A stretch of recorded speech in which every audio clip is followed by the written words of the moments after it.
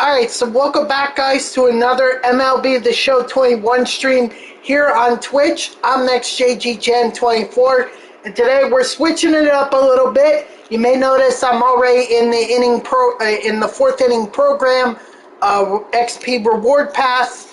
So, yes, we have new program here, a new inning program, and this is the first inning program. This is the first inning program that we are getting 99 overalls. Now we already knew about Wander Franco up there and right above me, but I think the other two are a bit of a surprise as well. So why don't we go check them out? So we have Christy Mathewson. He's been in the game for a little while now, so he's back in it. I mean, overall, this is a good card. You know, high stats and everything other than velocity. But you really wouldn't expect that with Mathewson. So, and then the other option is Eddie Murray, which I think this is by far one of the better cards. Yeah, and yeah, I haven't checked out Wander, but I mean, look at Wander's power. And then compare that to Eddie Murray. I don't think there's any comparison. To me, Eddie Murray is probably the best card out of all of these, which is a shame because MLB The Show promoted the 99 Wander Franco so hard. And it's not a bad card. It's just, if you look at that versus Eddie Murray, in my opinion, is just the better card. He's the better at bat. He's the better fielding wise. I mean, the downfall is that he can't play anywhere else. You know, first base is kind of like his position, and that's it. But, you know, whatever. It is what it is. So I still feel that the defense is there. The offense is obviously very solid, as is the defense. So this is probably the card that I'm going to go with.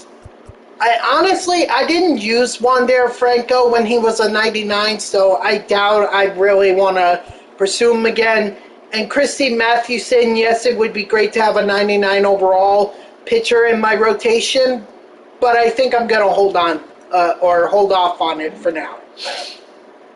And while we're here, why don't we check out some of the other rewards that we've got here. So,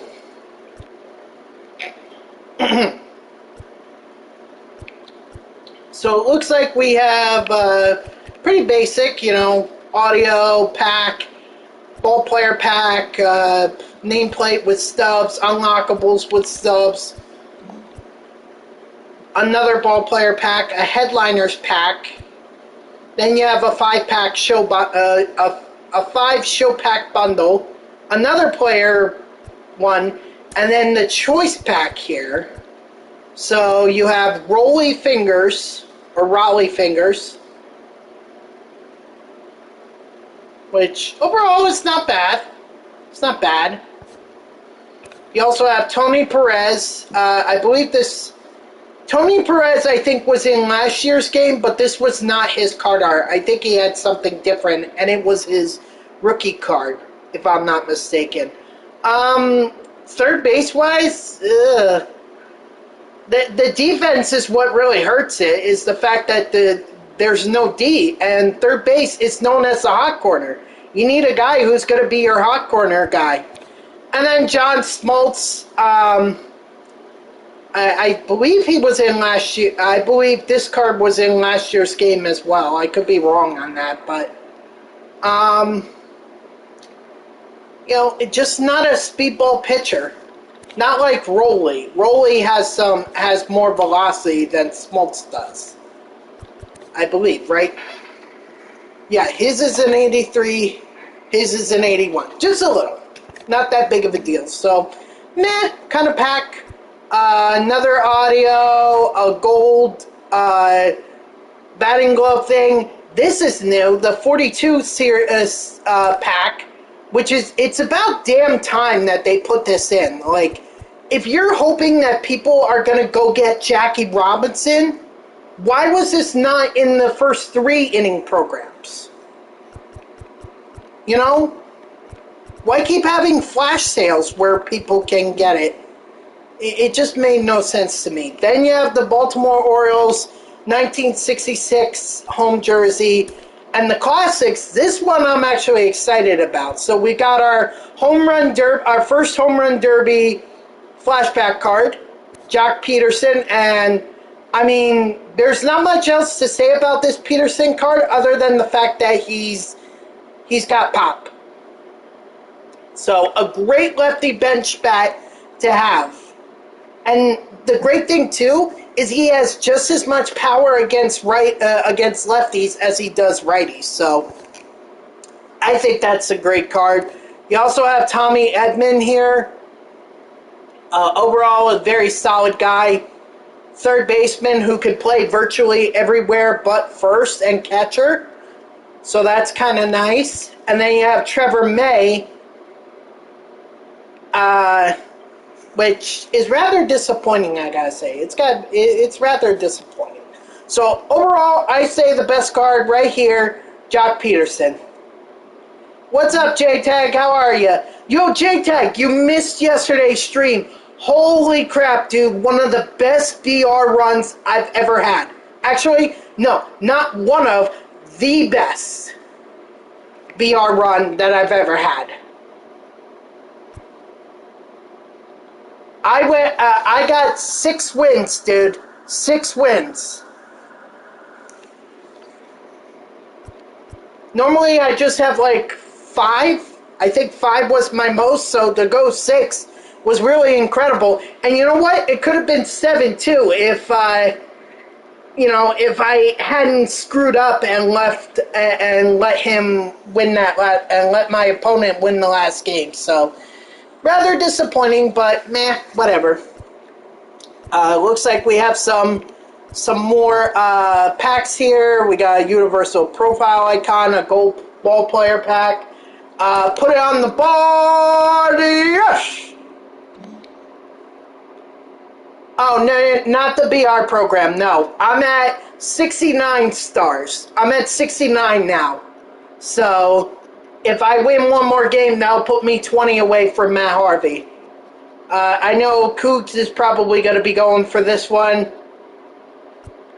Then we have this back grip All-American, because it's 4th of July. So, yeah, I'm absolutely close. And I think if I continue grinding, I don't think there's any doubt that I'm going to get Harvey. I may actually go even further and get Trevor Story.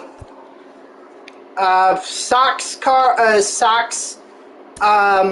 collectible, again, All-American. Then we have the Legends icons, which I don't really get, but whatever. Another gold player, the Giants home jersey from 1958. Wait, when did the Giants go to San Francisco? I thought they didn't leave until 61. How can this be 1958? Hold on, guys. Because now, like, when did the San Francisco Giants move to San Francisco from New York? Which New York? Hold on, guys. I gotta check myself on this. I thought that the Giants didn't leave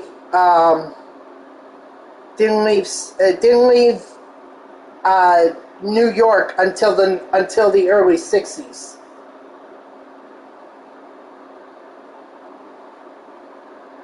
Let's see. I see. Okay, so they were there up until the 1957. So that's their first home jersey in San Francisco. Got it. Got it. Okay. And we have a Ballin' is a Habit pack, which is very nice. More American. This time it's a batting glove. Rays throwback. I never really liked those Rays uniforms. I really don't. Show pack, a 10 show pack bundle, a classic stadium like always, another 10 show pack bundle. We have the Diamond player pack as well. Now we actually have 2, not just 1, but 2 kitchen sink packs here. So great opportunity to go ahead and grab some some of these rewards again. Maybe even Harold Baines. I might grab him again. Also could get these as well. So plenty of good rewards here. And then this is what I'm excited about. The 90 plus overall live series. Like freaking finally. What took us so long to finally get the 90 plus overall pack? If we make it this far, you would think they would have been a lot sooner. Why is it now that we're getting this? Mike Trout could be in that pack. Which,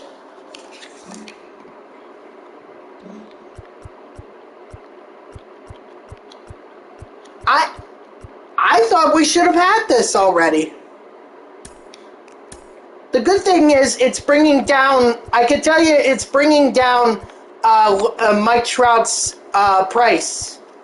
Look at this. He's down to under 400K. 400K. Like freaking finally. It's about damn time.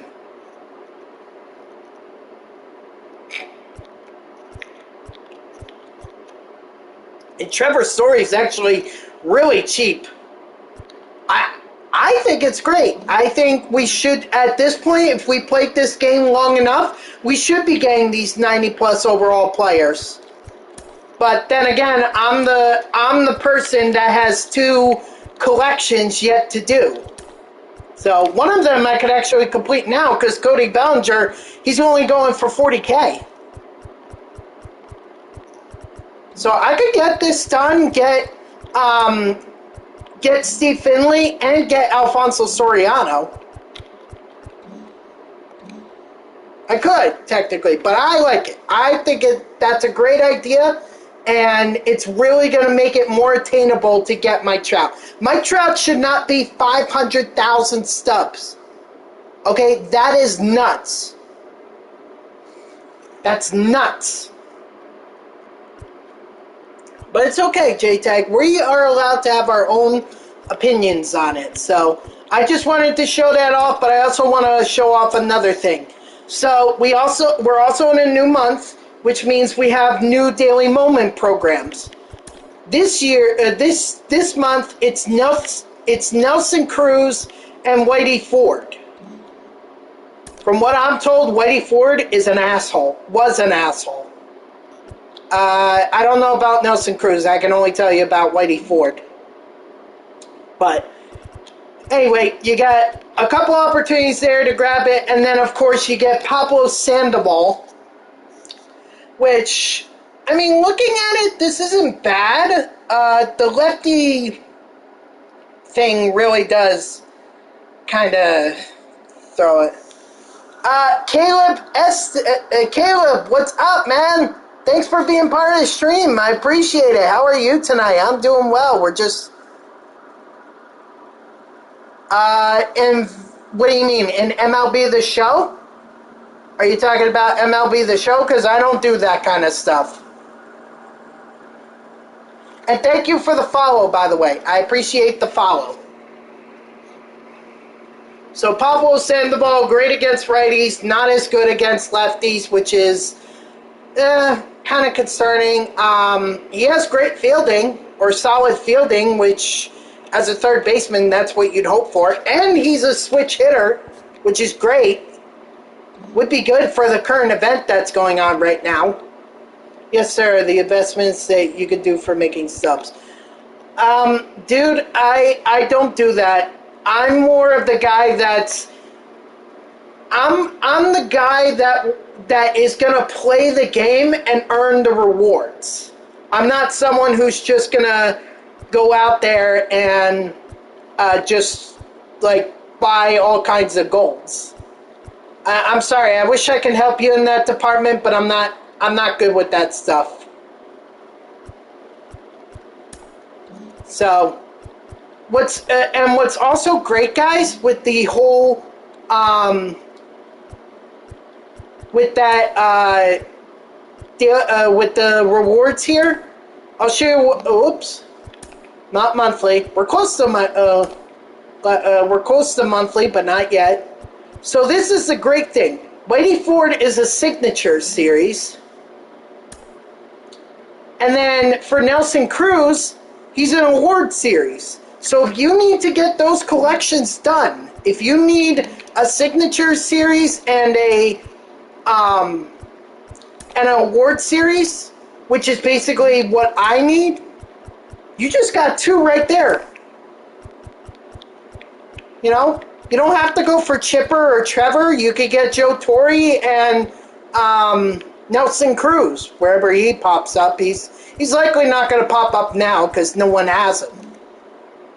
And then, of course, when Whitey Ford pops up here, you put him in. There you go. There you go. You got two signatures right there, which means you're gonna get two vouchers for Mariano Rivera, leaving only the prospects and the 42 series for you to complete. So enough rambling. First thing I have to do, though, if you guys missed my stream from yesterday, I was explaining how I made some moves to go ahead and get some and make more progress with the signature series as well as the milestone cards. Well, here you go. Because yes, I went with Mike Trout as my boss, but I also picked up Grady Sizemore. I think I sold Brian Roberts to get him, and then I sold Harold Baines in order to get Dennis Eckersley. I felt comfortable at the time. I still feel comfortable because I made great profits from it, and I now have all three inning bosses, which means that'll give me 50,000 XP to start out. I've never done that before.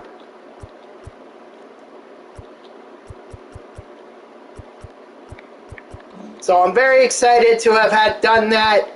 I think it was a great investment on my part in terms of that. And we're going to go ahead and open these up. Woo! Woo-hoo-hoo!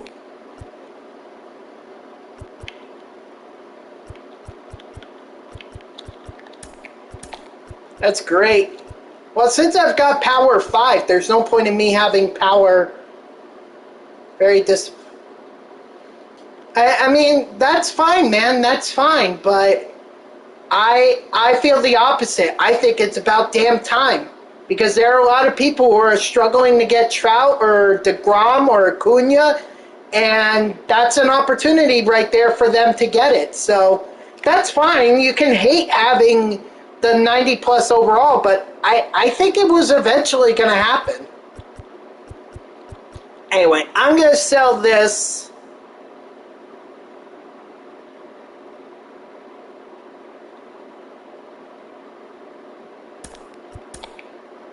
Get an additional, nearly 5,000 subs. It's actually 4,500 if you take tax out. It was probably worth a lot more, too. Shouldn't have sold it, but meh, whatever.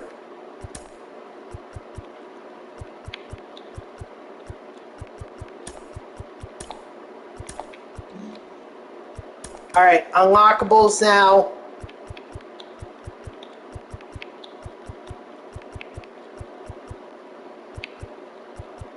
Well, what do you mean? I'm sorry, I don't understand what you mean by that.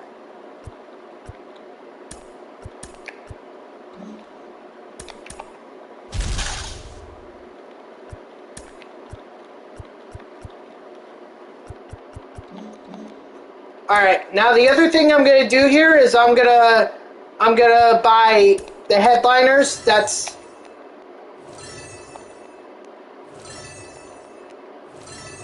so you're saying that rather. Okay, so let me see if I'm understanding this, JTAG, because I like buying them and they give me the best odds of getting a diamond. So.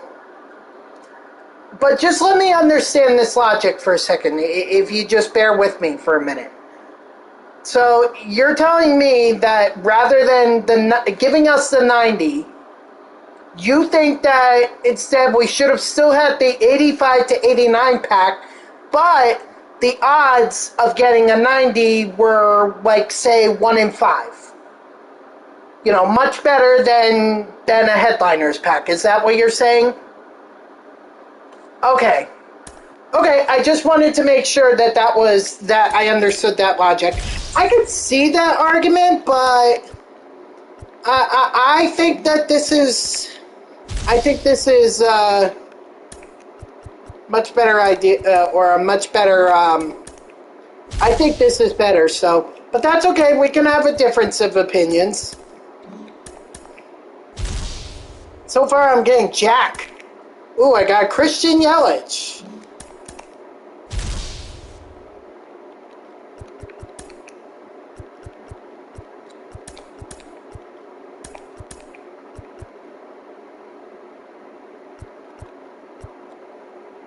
Right, but no. See, I don't agree. I think collections should be easier to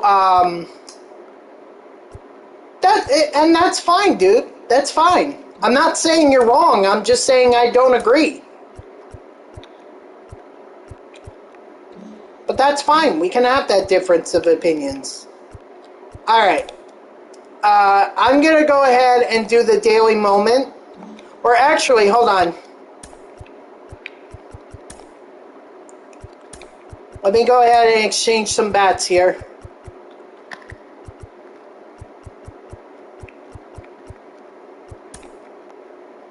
Whoops.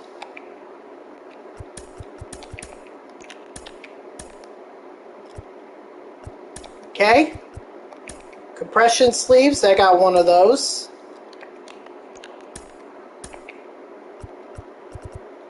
I'm working on getting a PS2. Oh, there you go, man. The PS2, I'll tell you what, man, I feel like the gameplay is much smoother on a PlayStation 5. PS4, it's just so laggy. PS5, you still have those issues, but I would argue not as much. So,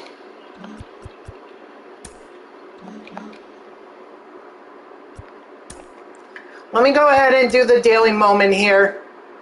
Looks like it's got to be, it's a matchup between Garrett Cole and Lou Gehrig.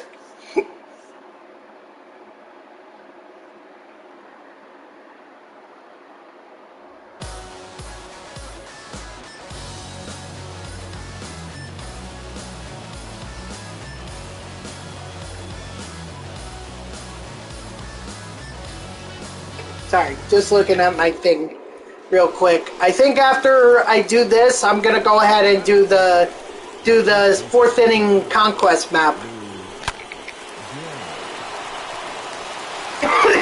Oh, excuse me.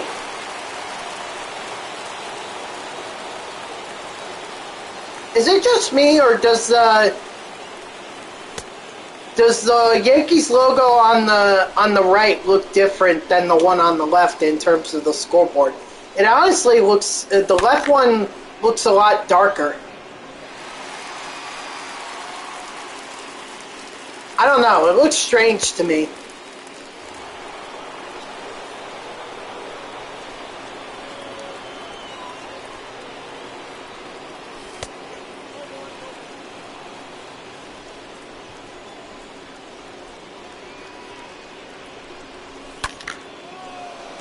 Yeah, but I was actually in, whose stream was it that I was in?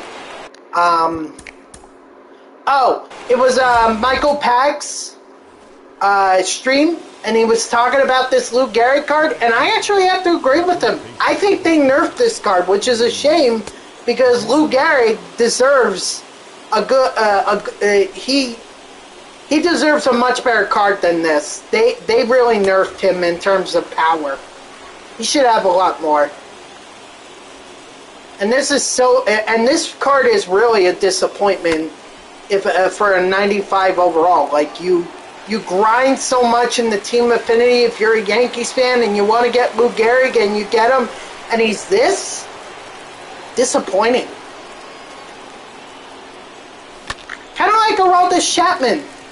Especially if it's late in the game. Apparently 4 runs is not enough for him because he gave up that grand slam to Jared Walsh.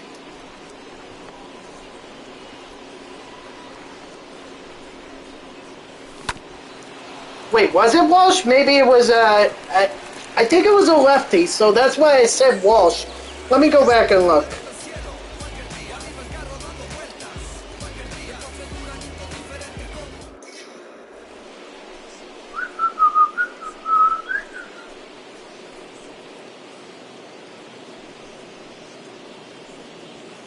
Ah, here we go. Let's see what happened. Woo! Oh wait, what am I doing? No. I'm gonna quit.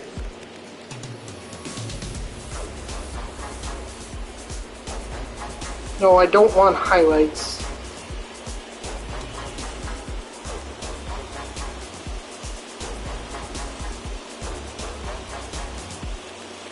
Hold on, guys. I'm sorry. This is just bothering me, and I gotta find out. I think it was Jared Walsh. Yeah, Jared Walsh homered, and everyone scored. Yep, that's what I thought it was. So, although Ohtani had a bad night too. So, you know, as much as I love bashing the Yankees and their bullpen, it's Ohtani definitely had a bad night as well in terms of pitching, and the Mets were even worse because they gave up 20 runs to the Atlanta Braves. For crying out loud, 20 runs! My God! Like, oh, that is the understatement of the year. If that's not clear, if that doesn't make it clear to Steve Cohen that he's gonna have to make some trades at the deadline, I don't know what will. Oh my God, dude! As soon as I saw it was 11-2, I was like, "Yeah, no, I'm not watching this game."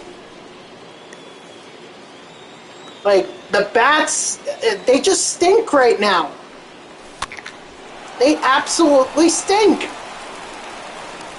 There's no two ways about it.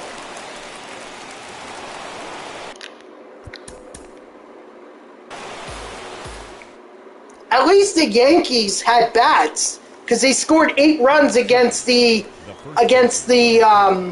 Angels. Now, yes, granted that was in Yankee Stadium, and Yankee Stadium is a very hitter-friendly ballpark, especially lefties that pull it to right field. But even still, like, the Yankees got 8 runs. What's the daily moment? You gotta get 2 hits with Lou Gehrig against Garrett Cole. That's what you gotta do. You know what was funny, J-Tag? Was that at the end of the stream last night, when I did my whole pack and everything, like the whole show pack and everything that they give you at the end of your VR run, I was saying, like, how great would it be if I end up getting a diamond out of it? And sure enough, I got a diamond. And not only was it a diamond, it was Mookie Betts, which is great because that was only one.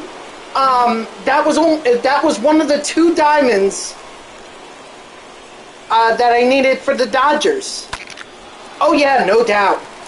I've seen people pull Mike Trout out of those packs.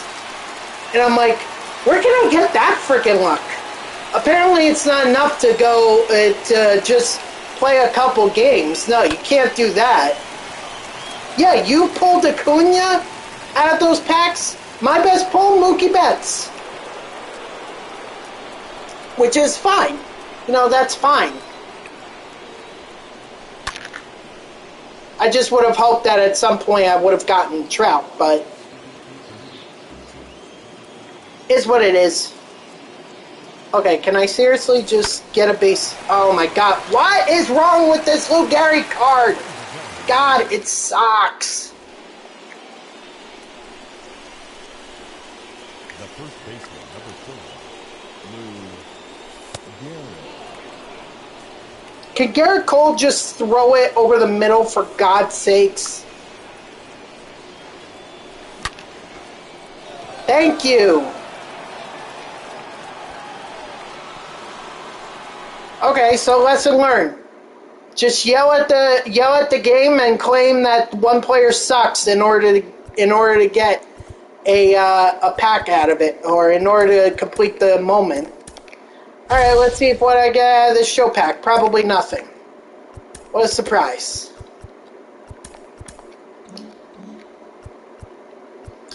All right, let's go ahead and do the 4th of July conquest map. Wait, what are the missions?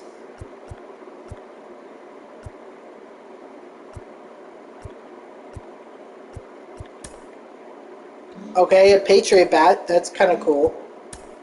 Show pack. Oh my god. This better have great rewards in it. Because I can tell you that this absolutely sucks. Ooh, I didn't even see if I had to steal fans. Do I have to? I do not. Wow. Usually in these conquest maps you have to steal fans, but not here. Okay.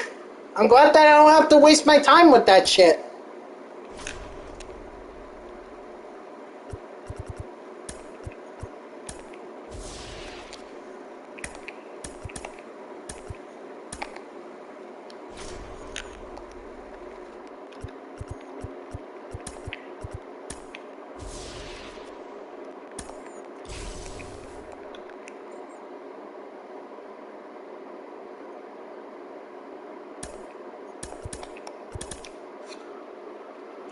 Glad I don't even have to waste time. Oy.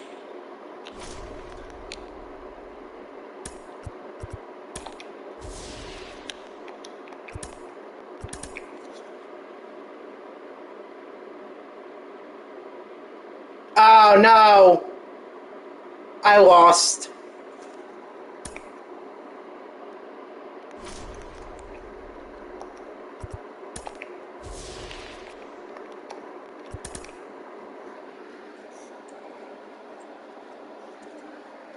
No, do not lose. Thank you.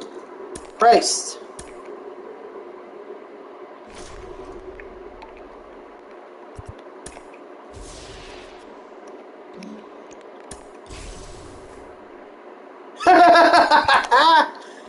Yeah, I'm not playing on Hall of Fame.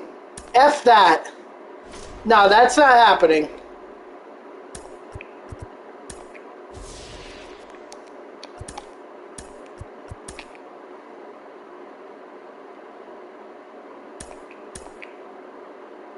Alright, Cliff Lee. I think we're all good. Alright. Time to get the first stronghold, which is the Washington Nationals.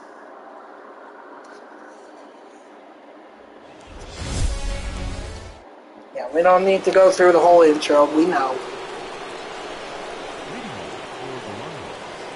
The center field, Ryan Buxton.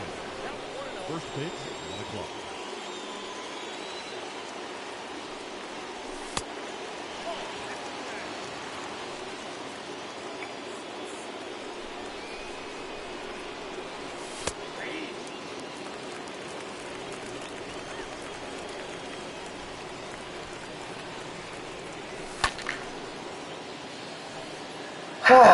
Alright, come on, Buxton. Get on base. Let's go. Ah.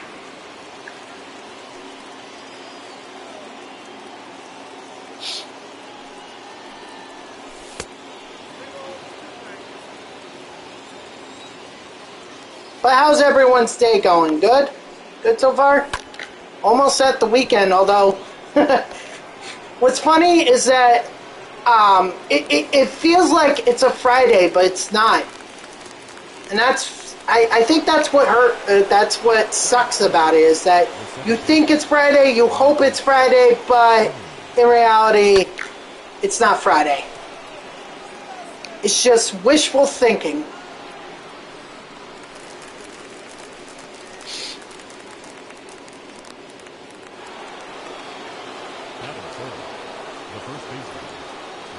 Which actually, you know, begs the question, are they going to have a player program released for tomorrow? Like, or is this the only update we're going to get in terms of the fourth inning for now?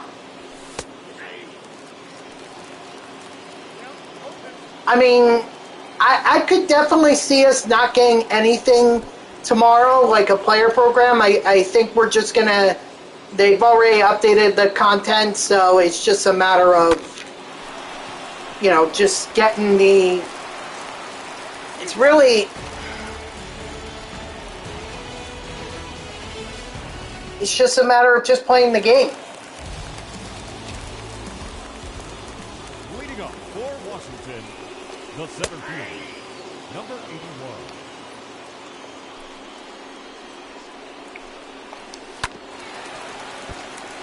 But we'll see. We'll see. I'm not expecting anything tomorrow. I'm just, I mean, obviously we're gonna get we're gonna get not like an attribute update, but we're gonna get like a roster update, meaning the new players get added to the rosters and everything. And then the free agents become free agents, or people who are hurt, you know, they have to be free agents or whatever. But I think that's about it. Oh, and the top Snell cards. Which, by the way, guys, go get them if you haven't done so already, because the June monthly awards program is coming out on next week. What's the 7th? The 7th is a Tuesday, right? No, it's a Wednesday, because July 4th is Sunday. So, yep. So Wednesday, expect a monthly is the June monthly awards program, and I can bet you, and I can promise you, we are going to be grinding that, which means a whole day wasted of not grinding towards Matt Harvey. But that's cool. Batting fourth, the shortstop.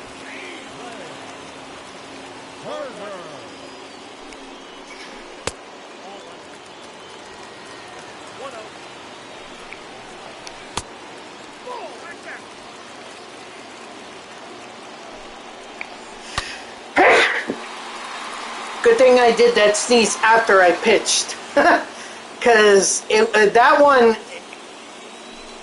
if I had done it while I was sneezing, that probably would have been gone.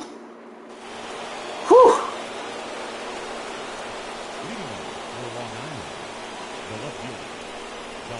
Don't you hate that? Don't you hate it, like, when something important is about to happen, like you're in this game, and all of a sudden you guys sneeze, and it's like, God damn it.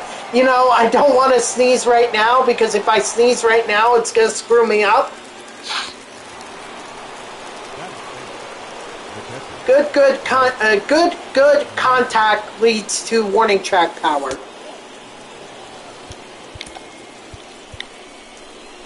Alright, I think we're going to go with a righty. So, Matt Barnes.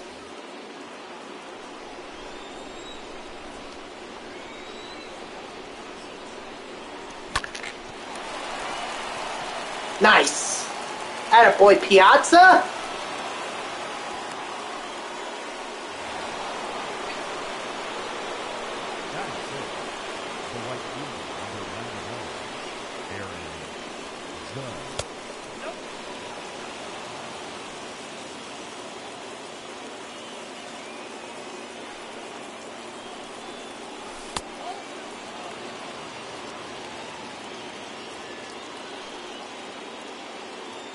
I mean, if you really see, J-Tag, I don't know if you're still in here and everything, and I understand your argument, like, towards the 90 overall packs and everything.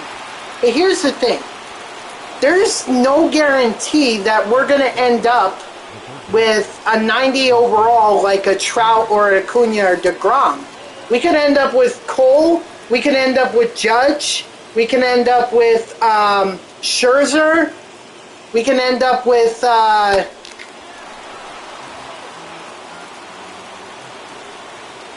who's the Dodgers 90 overall?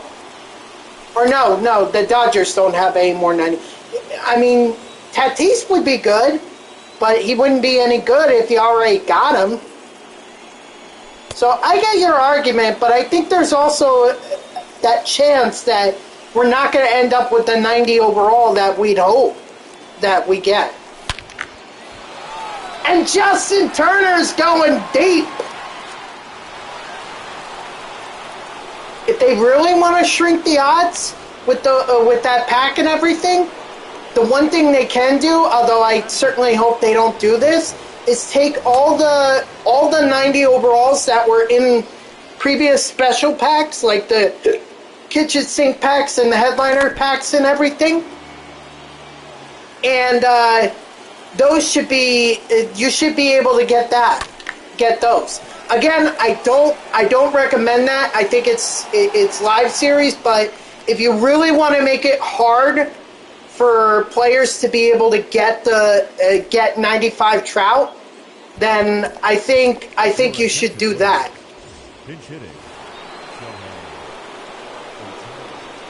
But it's a live series thing, so it won't happen.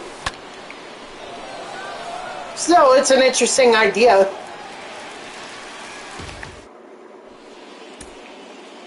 All right, come on, Barnes. Now pitching. Matt Barnes. Leading up for the Nationals, the first baseman, Ryan Zimmerman. Attaboy, Turner. Making plays at the plate and in the field. I love it. Kyle. Flash that leather and show off that power. No pine tar necessary. One ball, one strike. That's a ball. 2 balls, 1 strike. Count. Aye.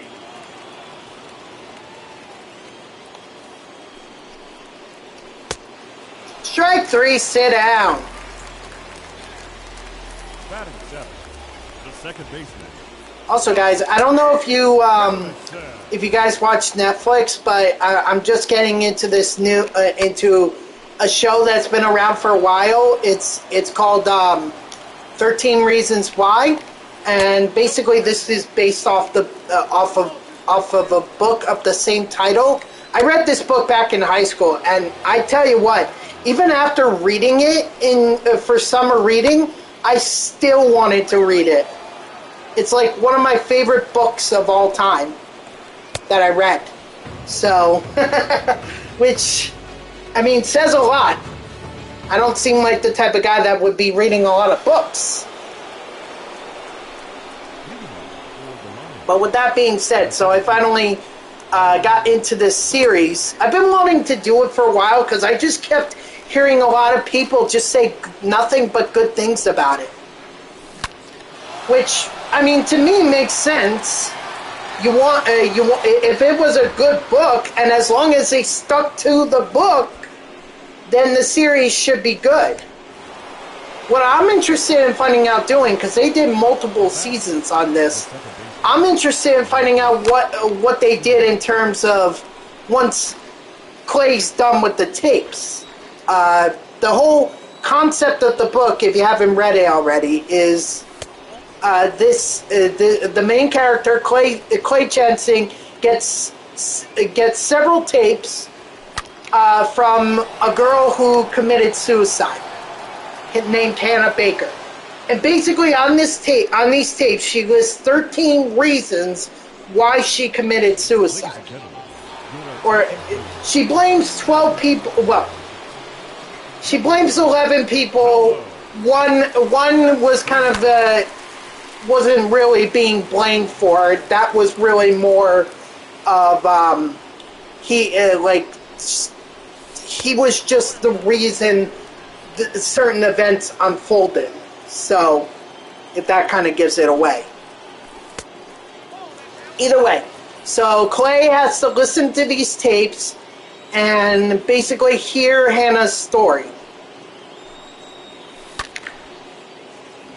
So and guys, I've only watched the first episode, so obviously I still have a lot more to go through. Like I still have to go through some of the other reasons, but I'm really interested to find out in what happens after Clay gets it. Clay, sends the tapes off once he's done. If I just gave away the ending, but really, like, it's not a big deal. Anywho, I think that's what the interesting part was, and I wish that we had gotten a sequel about it, because I think a lot of people were wondering, well, what happens afterwards? Does the thing continue? Does the whole cycle of sending the tapes to the next person, does that continue?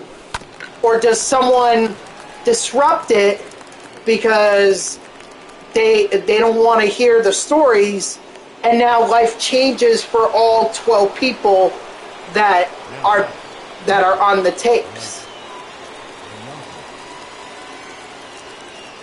I think that was always the interesting part, and I'd like to see where this series goes with it, with that concept of, well, what happens afterwards?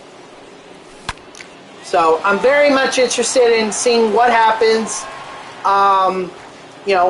Overall, first episode, I thought they did a great job, of setting the whole thing up.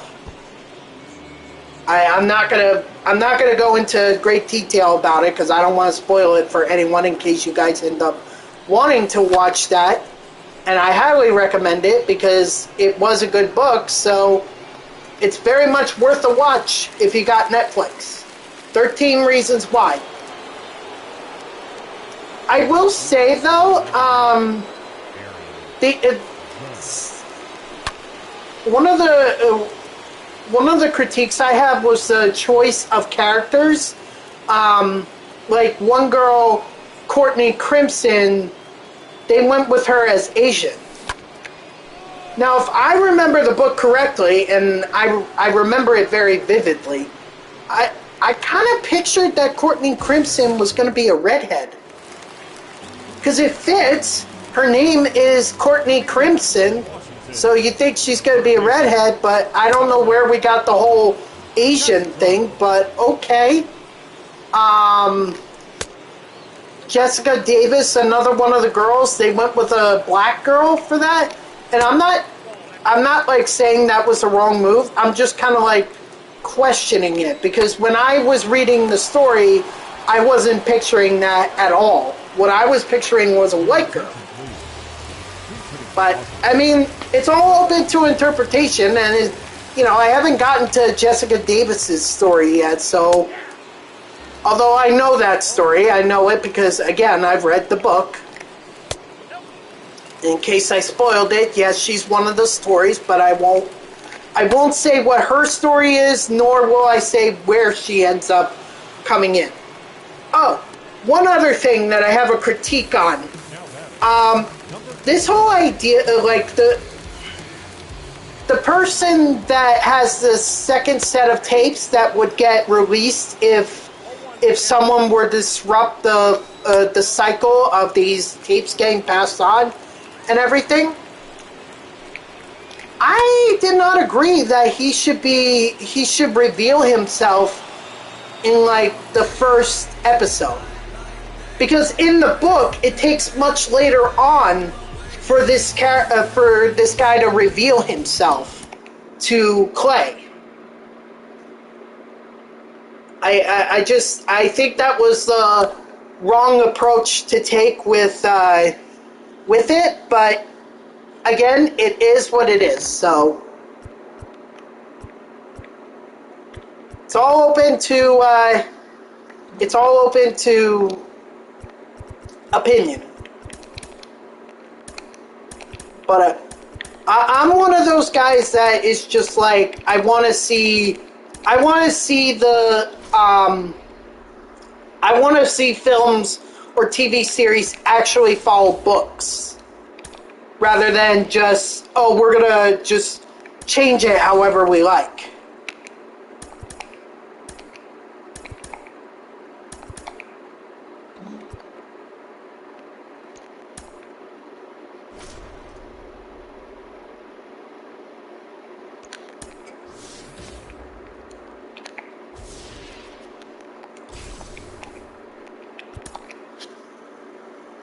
You know, not leave out details that are kind of important to the story. Like, I don't know if you guys ever watched The Great Gatsby, but, or actually, let me give another example. Maybe you guys know the story, or know the musical Les Miserables. Sorry, my French is a little bleh. I haven't taken French in like a long time, but that was a movie I saw back in 2012. And I also have it on DVD too, so I've watched it plenty of times. But in that story, the way that they changed the ending of it, or not the ending of it, but near the ending. The idea was that, you know, the main character, Jean Valjean, gets sent away from his adopted daughter by her fiance / husband, because by the time that the story's over, they end up getting married. He gets sent away because of his past as a criminal. But in the movie, they changed it so that Jean Valjean, rather than tell his adopted daughter about his past, he just runs away from it. And then he doesn't even tell her via mouth to mouth because he dies.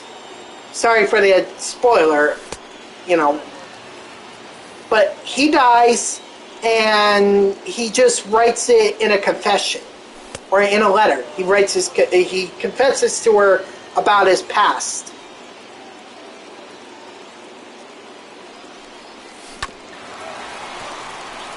I'm just saying, like, details like that, they changed, obviously, to make it much more, they obviously didn't want the fiance / husband to come off as, you know, they didn't want him to come off as a jerk, like, because he didn't know something. I won't reveal what that is, but if you guys just watch the movie, you'll understand. My point being that a lot of these movies take away certain scene, or a lot of these movies and a lot of these TV series that are based off of books. Yes, I understand that they have to do a time crunch and everything, so they can't include everything, but sometimes they leave out massive details that are just like kind of important, and I just hate that. I just hate how they do that. Another one they did that with, The Great Gatsby. If you guys have seen the movie, I'm sure at this point a lot of you have read the book because it's an American classic. But, you know, the one thing that they changed in the ending was that nobody attended Gatsby's wake. Nobody. But in the book, he does have family that comes. And that's like such a heartwarming detail. You know, the director explains why they cut that scene out. Or why they cut that part out when they do the deleted scenes and everything, but like you just made Gatsby look basically alone except for Nick. Like the only person he had that cared about him was Nick. But the reality is he had other people too. So they also cut out the relationship between Nick and what's her name? The Daisy's friend. I forget what her name is. Why is it slipping? Anyway, they cut that out too. And I mean, in some respect, I understand that. But it's I don't know. I just felt like it could have been included there.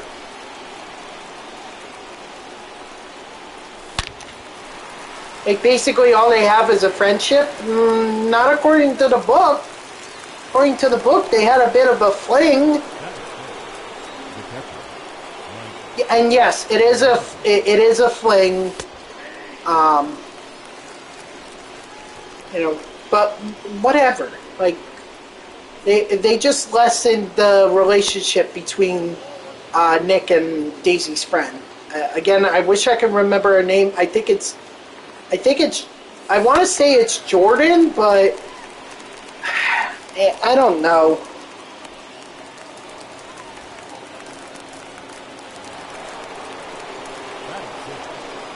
Or I don't remember. Let's see.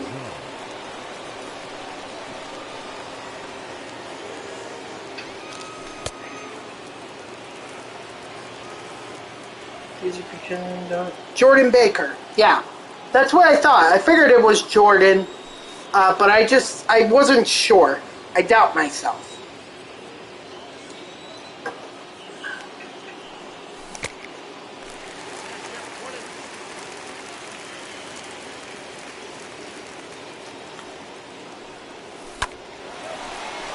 Attaboy, Judge.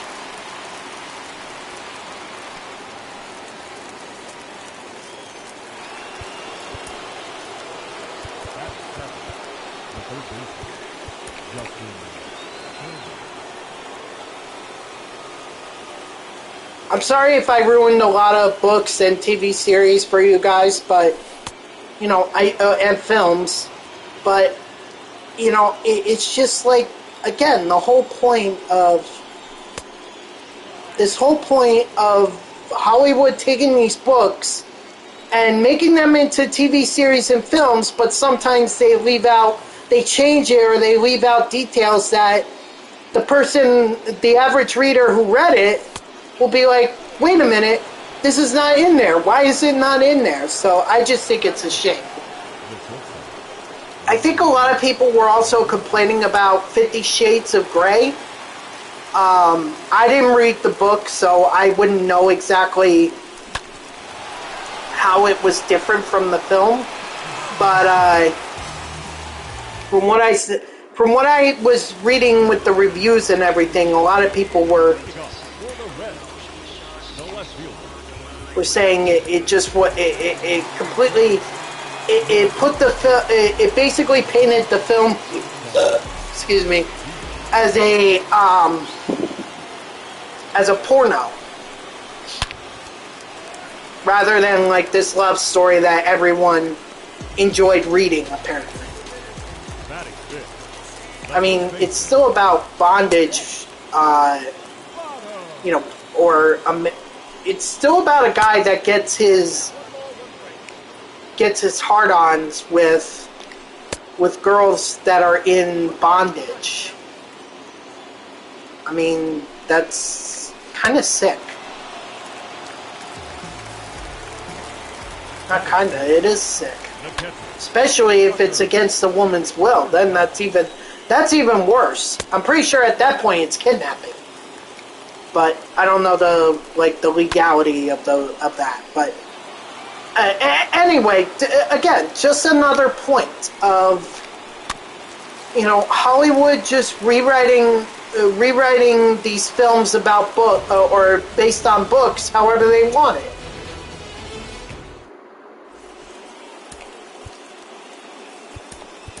Your attention, please. Now coming into top game.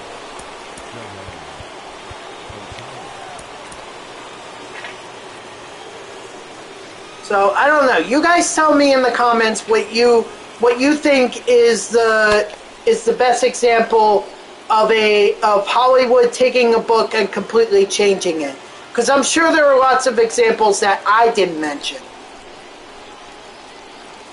These are just examples that I've heard about, or I've read, and I've watched, and I've noticed.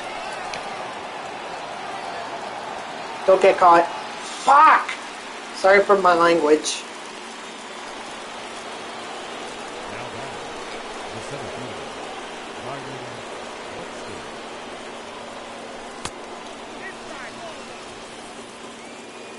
So, but enough about books and films and TVs and everything.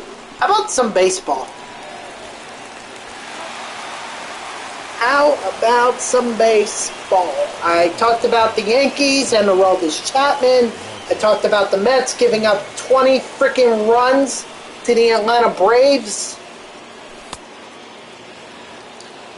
I don't know. What else would be something else to talk about?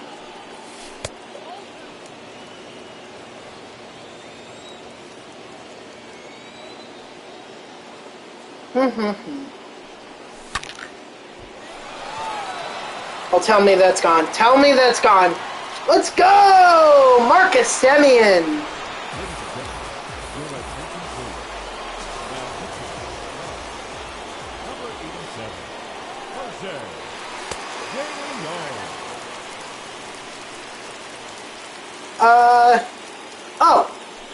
How about the NBA playoffs?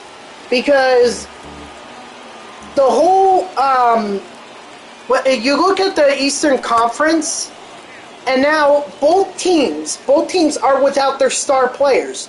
The Hawks are without Trae Young, and the Bucks are without Giannis Antetokounmpo. So what the heck? And this is not the only major injury in the playoffs. You also have James Harden and Kyrie Irving going down with injuries. I think they listed like a whole list of them. But this is like crazy. This is by far one of the best times for basketball. And yet they don't have a whole lot of their star players. LeBron James was out. The shortstop. Which, honestly, I cheered for, but that's because I'm not a LeBron James fan.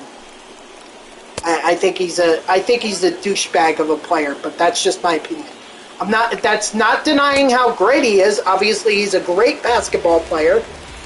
But I do think that when it comes to how when it comes to the team, I think for him it's all about his way or the highway. You know, like, I think he wanted to build a team in Cleveland. They wouldn't do it, so he left to go to Miami, and he got the team there, won a couple NBA championships, but was like, you know what, I want to go back home to Cleveland. Wins the championship there, and then decides that they're not going to win a championship anymore, so he's off to LA and brings Anthony Davis with him. And also think about the coaches that he's worked with. They're former. Some of them are former players. Tyronn Lue, a former NBA player. And I'm not saying that NBA players, when they hang it up, shouldn't pursue coaching. They should, if they want to. But to immediately thrust them into a NBA head coaching position when they have very little to no head coach experience, like the best example, Jason Kidd with the Brooklyn Nets. You know, Kidd had just retired from the NBA. Okay, great career, one of the best point guards of all time. I'll say it. And yet he was immediately thrown right into a head coaching position. And what was the logic for that? Well, he's one of the best point guards, so point guard is basically like being a NBA coach.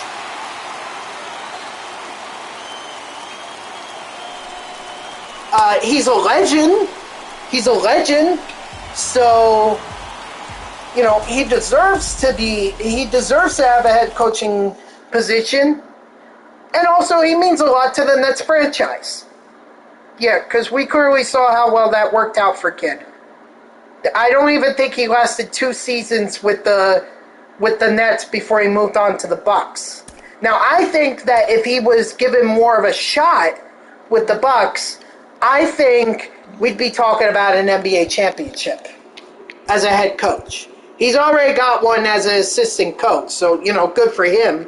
And now there are talks of him returning to the ranks of NBA head coach with the Dallas Mavericks. Now is a good time. And now I agree they should get a coaching. He should be considered for NBA coaching. Because now he has that assistant coaching experience under his belt. And more importantly, he's going to be working with a guy like Luka Doncic, who a lot of people are comparing him to Jason Kidd. So I think it's a great move. But again, we have to be careful in terms of thrusting NBA coaches or former NBA players into head coaching positions. Yes, it's worked out. It has worked out for a couple players. Byron Scott, Phil Jackson.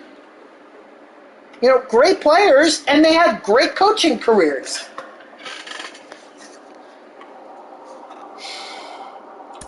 But to immediately thrust them into the head coaching position without much experience, I don't know if you want to take that risk. So that's just my opinion. I think there needs to be some kind of a requirement that if NBA players are going to end up becoming coaches, they need to have some kind of assistant coach experience before they get into that. Just learn. Just learn, see what the play call is. Maybe you think you could do better. That's fine, but at least you're figuring that out while you're not in the limelight now. You're just an assistant, you're learning, but you're adding your own ideas. You're going to develop your own playbook, and then when you become a head coach, you can run the team how you want. I also think that those players are just figureheads. The whole meaning of being an NBA coach has been lost. And that goes back to my point about NBA players being thrusted right into the head coaching position. Like Steve Nash, now they're talking Chauncey Billups, Jason Kidd I mentioned, Tyronn Lue.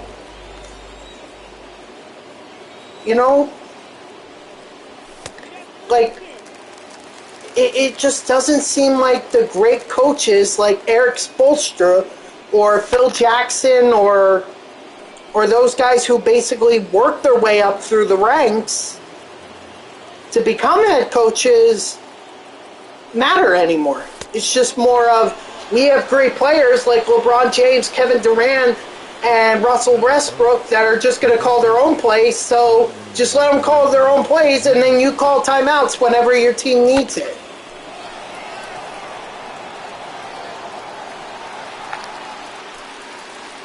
I'm glad I realized that was going to be a fly out before I went any further.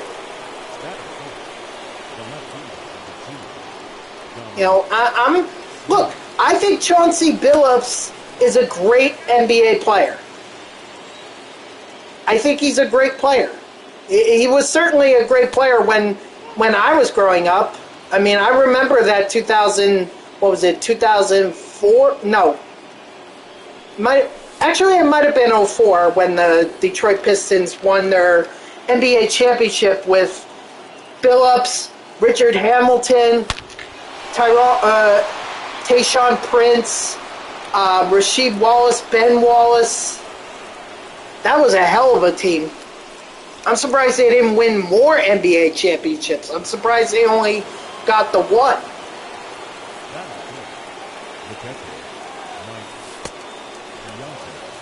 Another great example of a NBA player that is actually, or a great example of an NBA player that's actually taking his time with coaching, Tim Duncan. Look what he's doing with the San Antonio Spurs right now. He's just an assistant head coach. He's learning from Greg Popovich, who is like one of the best minds that you could ever learn from in terms of NBA basketball. And I'm sure he's going to be a great NBA coach when he does end up taking the reins. But he took his time. He's taking his time and he's learning basically the ups and downs of coaching. So when Popovich decides he wants to hang it up, Tim Duncan could just go right, be promoted right to NBA head coach. He could. I mean, he could probably do that right now, but even still, like, Tim Duncan, I think, will be ready when he gets there. But that's when he becomes a head coach. But that's because he's gotten this experience. He did it right. It's the way that it should be done. None of this whole former NBA players or legends taking over as head coaches and just being a figurehead. No, we need to get back to the era where coaches actually coached. And you know, this is the problem with the NBA. The players have way too much power. At this point, they're the most important people in in a team or an organization. There's not even any question about that. Like, the GM doesn't matter, the coach doesn't matter. No, it's all about the NBA players. It's all about LeBron James, Kevin Durant, Kyrie Irving, Russell Westbrook. It's all about those guys. And I think that's a shame.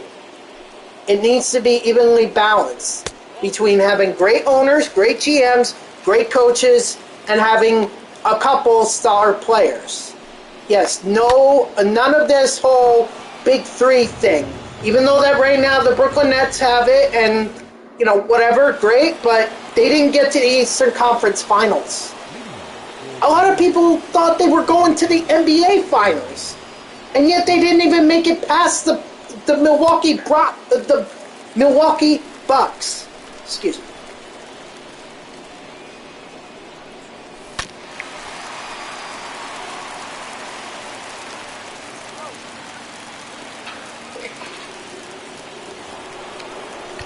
No, it's like, that's just pitiful.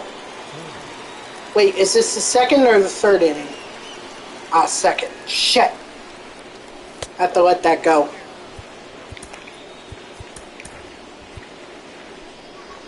Well, I might as well leave Familia. I'm going to end up calling him in to the game anyway.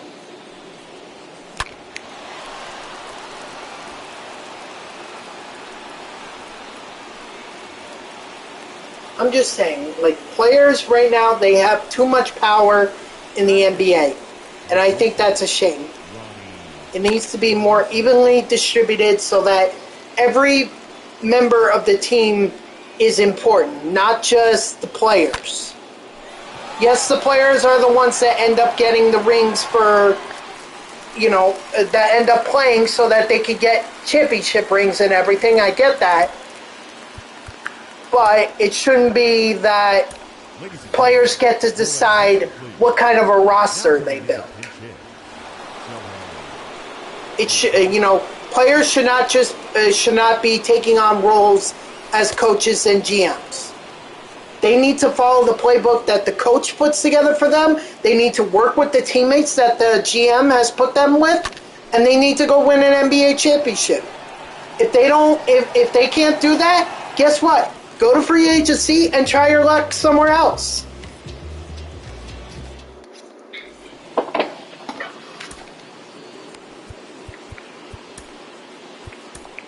attention, please. Now pitching. It's just so sickening to see. Like, just imagine if this is what we did with the NFL, for example. Like, what if we just said let Patrick Mahomes and Tom Brady basically do their own thing and forget the head coaches? Like, can you imagine an NFL where we did what we're doing in the NBA right now? It would be mayhem. Tom Brady and Patrick Mahomes would have unprecedented power. Batting fifth, the right fielder. Now, I'm not saying the NFL is totally perfect, but I'm just saying, like, if you look at comparison-wise, the players don't, all the power is not consolidated with the NFL players. You know, the GMs are important, so are the head coaches.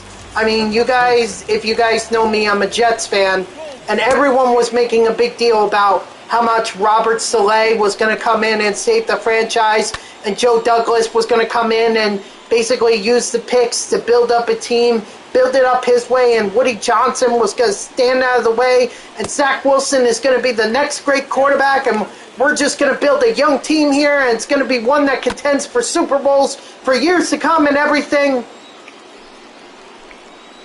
You don't get that in the NBA. What you get in the NBA is either you sign a top free agent or multiple top free agents, or you go through the draft, or you hope that you tank so you could get the #1 overall pick and choose the best college athlete that's coming out of the NCAA, or the best athlete coming out of college, like Zion.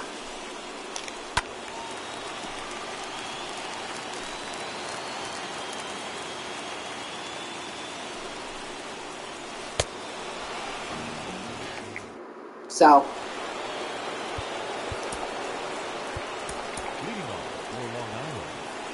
it's just, you know, it's just sad to see where the NBA is.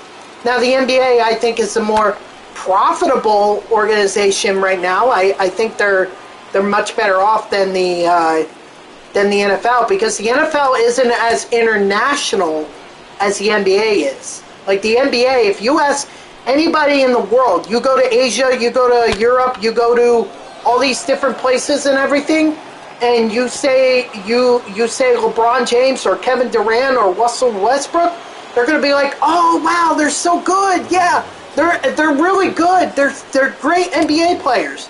Whereas if you went to, I think if you went to Asia and you mentioned Tom Brady or Rob Gronkowski, I think they'd look at you and go like, "Who?" Maybe not Tom Brady as much, but like Rob Gronkowski. You know, again, the NFL is not as internationally known as the NBA is. You know? So that's why I think they're the more profitable organization, because they actually grow the game beyond the U.S., beyond America, into Europe, into Asia, into Africa. You know, Joel Embiid. So they just grew their game. But with that being said, the players have too much power. It's too much, and we need to dial it back. Back to an era when coaching mattered, general managers mattered, as much as the NBA players did.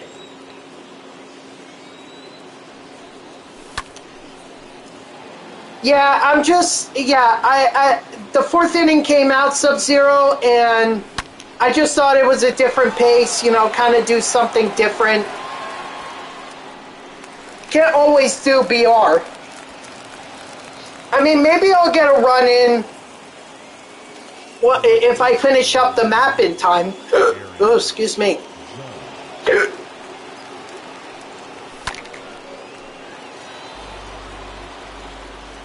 Why not? No time like the present.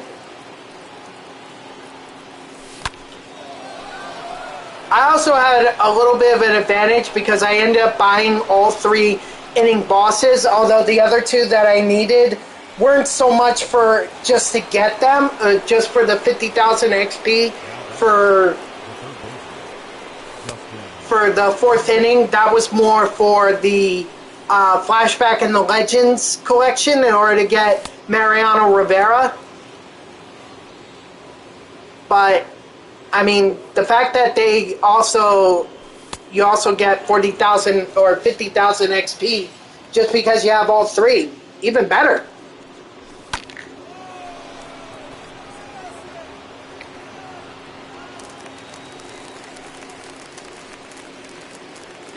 So I think this is going to be a good month. I think we're going to see. There's a very good possibility, and now that we release 99 overalls, I think the monthly awards players from here on out have to be close to 99 overall, if they're not 99 overall. I think Buxton was 95. Semyon, I think he was a 97, I want to say. So this one really has to be a 99 or close to a 99 in order for it to matter. If it isn't, then I think that's just a waste. And maybe, I think a lot of people were expecting Kyle Schwarber, myself included, to get the monthly awards card, or get the Lightning card. If he doesn't get the Lightning card, he definitely deserves a monthly award card. Ladies and gentlemen, but yeah, Tatis is a great choice. But I don't know. A lot of the other people, other MLB The Show players / streamers that I've talked to, you don't think he's getting a 99? Yeah, that's possible. That's why I'm saying maybe he gets like a. If he doesn't get the Lightning card, then he's probably gonna get like a 96 or 97 monthly awards card. Or yeah.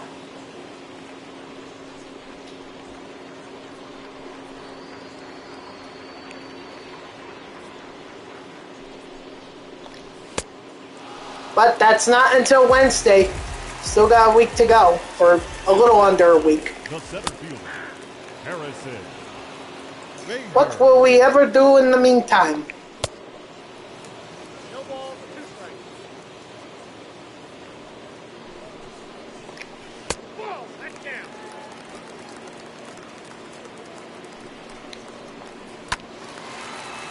What's up, Optic? How are ya?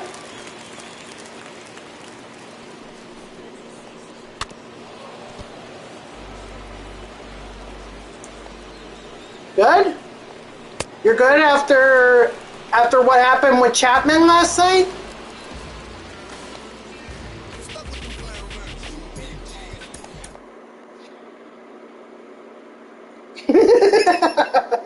Hey, look, Optic, if it makes you feel any better, okay, the Mets gave up 20 runs to the Atlanta Braves. I think that's a hell of a lot worse than Chapman giving up, you know, the home run. But that's just my opinion.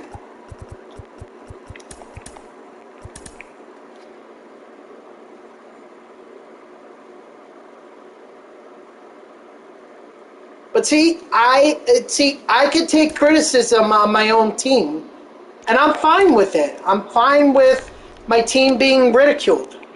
In fact, I think it's part of being a Mets fan. If you don't ridicule your own team, I mean, are you really even a fan? You're definitely not a cynical fan, I can tell you that. And yes, I'm very cynical.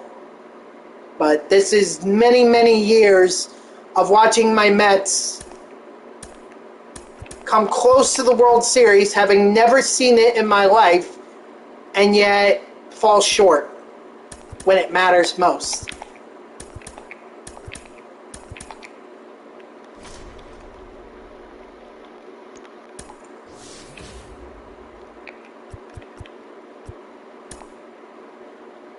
4, 3, 2, 1. Good. And then, how is Chapman not a gold at this point? Like, I feel like he should be a gold. Not even a diamond anymore. Being a diamond, I feel like that's just an insult to players who have diamonds. Or diamond ratings.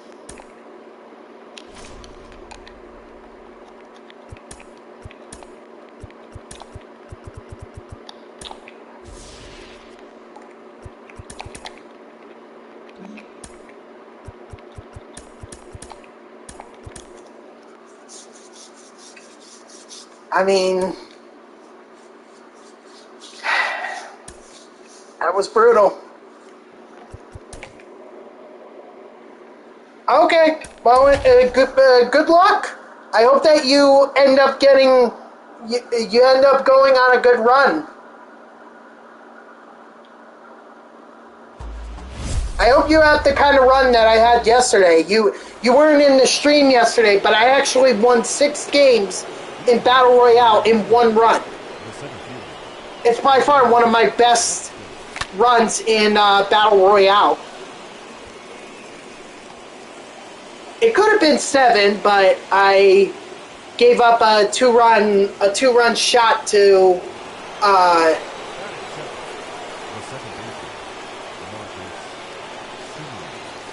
gave up a 2-run shot in the extras, and then couldn't even. I only scored 1 run when it was my turn to bat in extras, and that's just where things went to hell in a handbasket.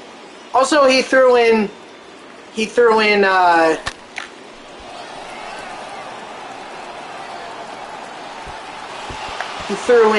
Chapman, the silver Chapman, against me.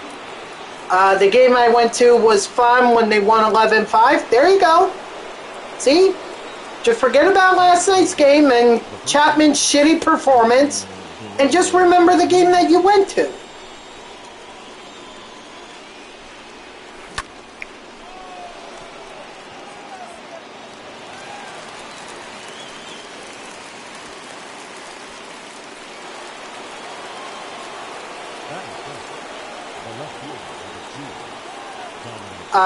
I don't know what Legends is at Yankee Stadium, sorry. Is that like the bleachers? No, those can't be the bleachers.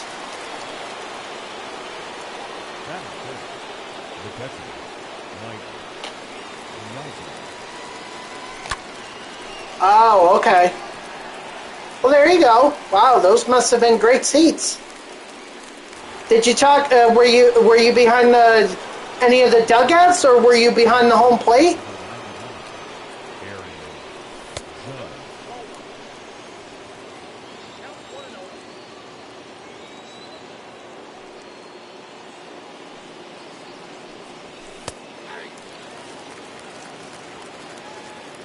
Right next to the camera. You sat right behind the cameraman. Are you talking about the one? Which cameraman are you talking about? Are you talking about the one that that's along the foul on the first base side? Okay, got it. Well, whose dugout were you behind? Were you behind the Yankees or the Angels? 4 balls. There you go. Nice. Were they foul balls like the Yankees?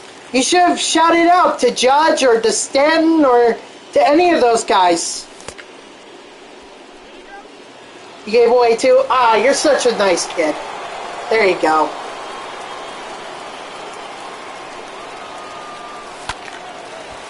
I think, isn't one of the traditions at Yankee Stadium the roll call? Like, or is that only for the outfield?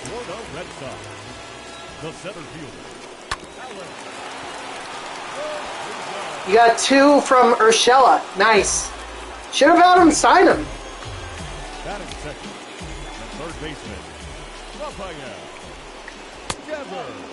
But maybe they couldn't do it for... Okay, that's for the bleachers, yeah. Okay. 1-1. Yeah, you have to understand, I don't go to too many. He couldn't have. Yeah. 2 balls, 2 strikes. I think one of the coolest things that I ever saw at a Yankee game, and this was at the Sunday night Sunday night baseball matchup between the Yankees and the Cardinals, was that a broken bat ended up going towards a fan, and the fan got it. So the stadium staff came up to him and basically offered him anything for that bat. Like, he could have got, I don't know what he ended up taking, but he could have taken like several he could have taken a souvenir or a t-shirt or whatever just for that bat. Or that broken bat. It was a broken bat, but he could have gotten anything. Count 1-2. One woman that I talked to, she was also a Mets fan. So, and the other one I got from my Angels coach. Oh, that's nice.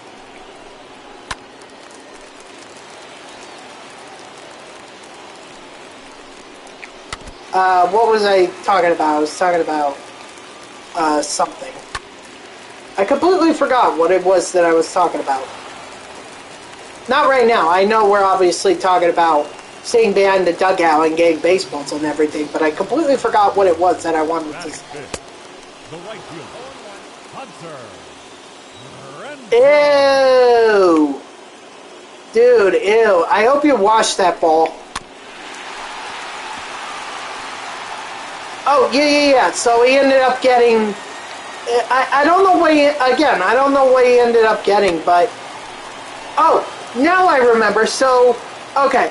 So, a girl that I met, or who was also a Mets fan, she ended up catching a milestone, or catching a home run for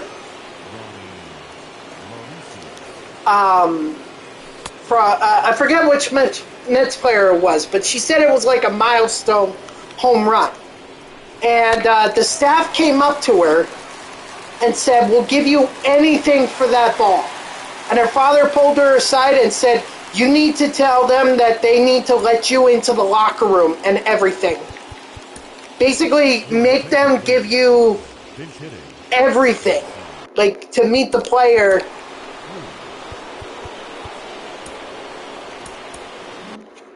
So, that's what I was trying to say. You know. Alright, well, best of luck, Optic. Let me know how it goes.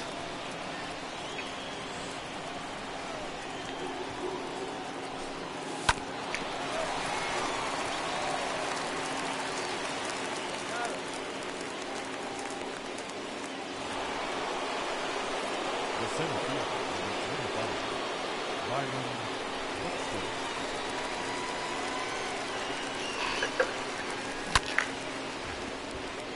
Alright. So, yeah.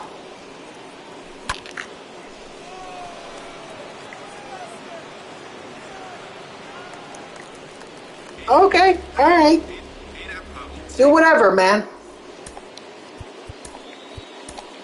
We're just gonna be sitting here, and we're gonna continue to do the conquest map, and then we'll open up packs, and then it'll be The second baseman, and Barway. then hopefully we could get some diamonds. 1 ball, 2 strikes. Count. Strike 3, sit down. I don't know if I've done that all game Batting seven. or all stream, my strikeout call and everything. Going back.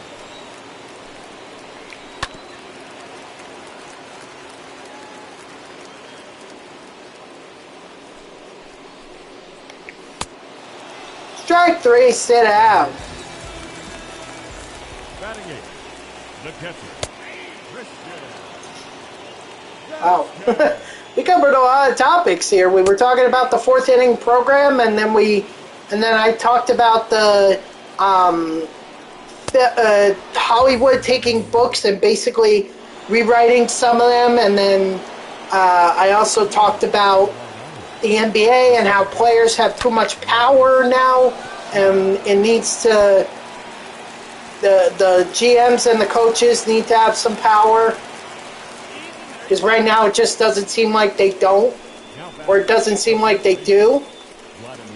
And then we just talked about, getting all kinds of goodies at a baseball game, like baseballs, or bats, or milestone home runs that lead to locker room visits and everything.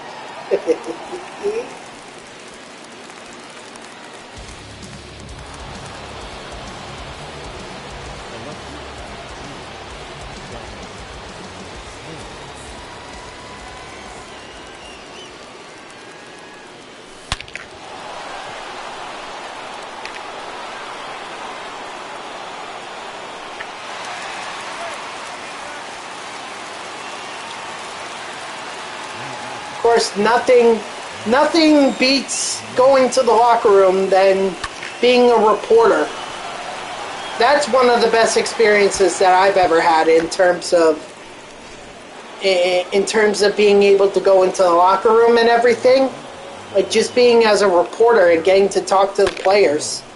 I probably already mentioned this, but I was a reporter for JetsInsider.com, which is a blog that covers the New York Jets and everything, and I got to go, and I did this during the 2017 season, before Sam Darnold and everything. It was Josh McCown, Bryce Petty, and Christian Hackenberg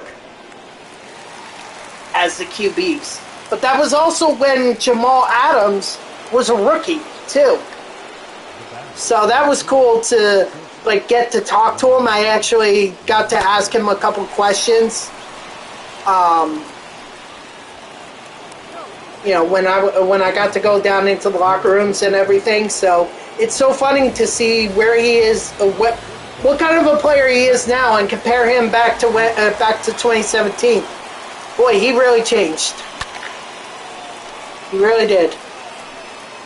When I talked to him, he was just a happy-go-lucky rookie who was excited to play in New York and thought, and actually he had this idea that he was going to be a Jet for life. So I don't know what happened, but obviously plans changed and he decided he didn't want to be in New York anymore. I don't know. You had 3 cups of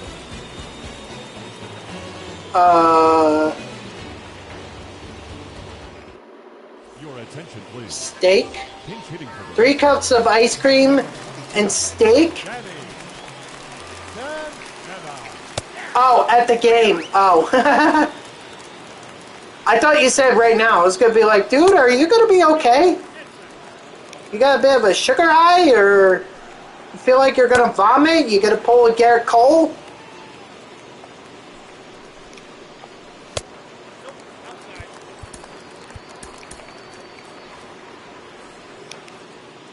You had me worried there for a second.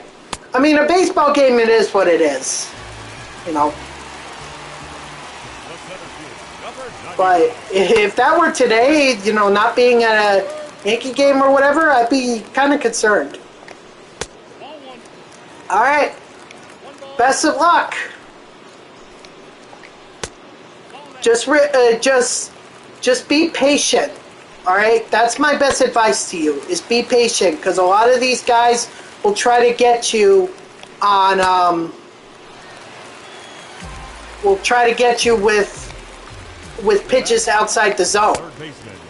So just be patient and let them throw over the plate, because eventually they have to, unless they want to walk everyone, which I doubt they want to do.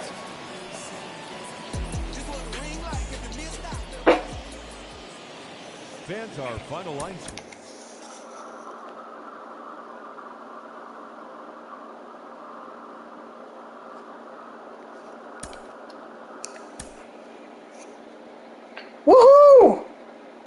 we made some progress in the AL Central. Nice. Oh, a classic stadium? Hell yeah! Let's go! That's hella awesome. You're playing at Polo? Oh boy. Well, just pull. Pull, pull, pull. That's how you're going to be able to win here. And if not, you better hope for the gaps.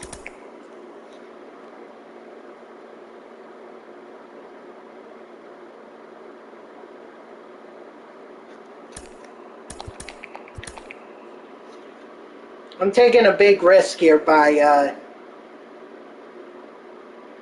attacking that territory. No. I think I'm going to stop there.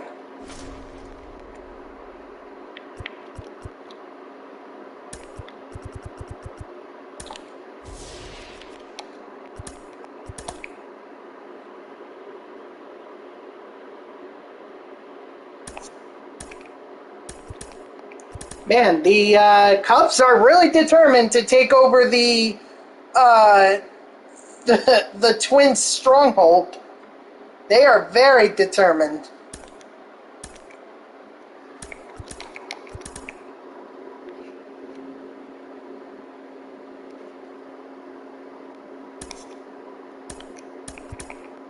Bit of a risk here.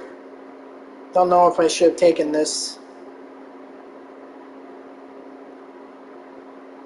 Okay, it worked out for me. But I don't think I'm going any further.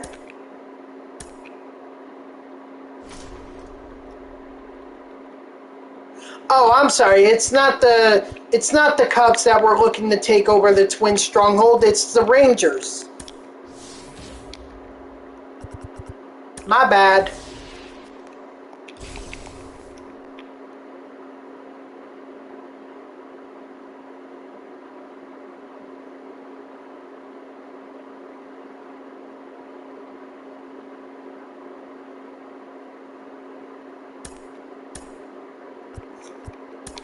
Okay, this will be on All-Star, which is fine. That's fine. I never shy away from All-Star, or I don't shy away from All-Star. I just hope that I can play on an easier difficulty, like on Veteran.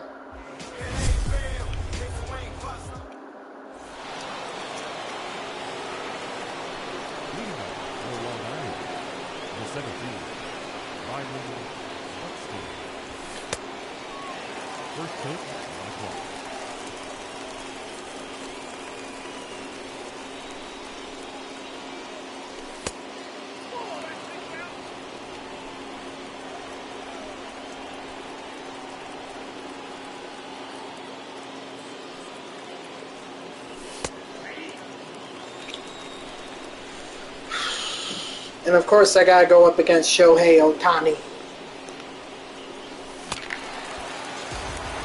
I don't even catch up to his fastball.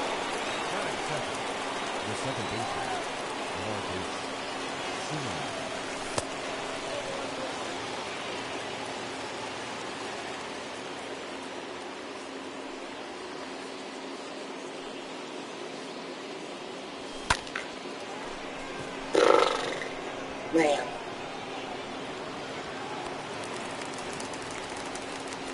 Not good. I can only hope that Vladimir Guerrero Jr. is going to help me out here.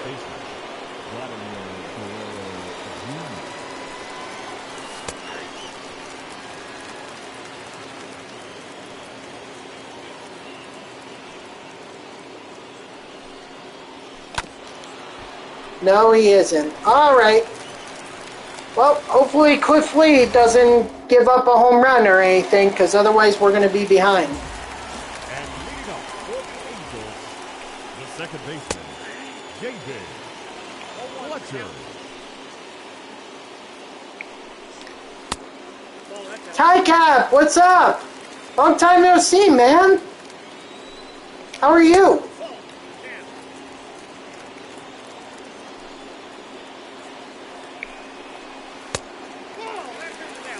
Okay, it would be very nice if Cliff Lee here would actually locate his pitches. I'm doing all right, man. I'm doing all right. Just doing a little. I'm just doing the fourth inning, 4th of July conquest. I didn't actually put that together. Fourth inning, 4th of July. Very clever, SDS. Very clever.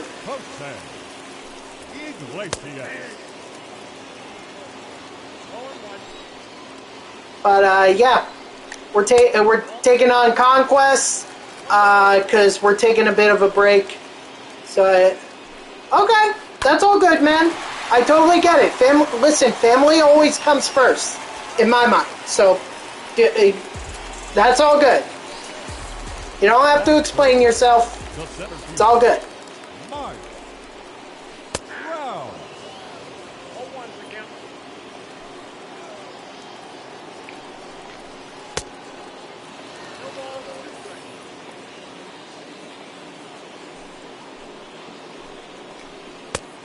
Yeah, but for the last week, over a week, I've been grinding Battle Royale, trying to get Matt Harvey in the BR program, and right now I'm up to 69, which if I get one more win in BR, that would put me 20 away from Harvey. Oh, well, Dom Smith, god damn, did not miss it. So I'm very excited to be grinding that.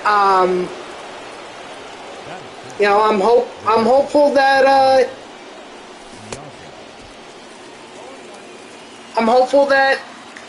things work out. You know, I end up getting Harvey, and maybe I go even further and get Trevor Story.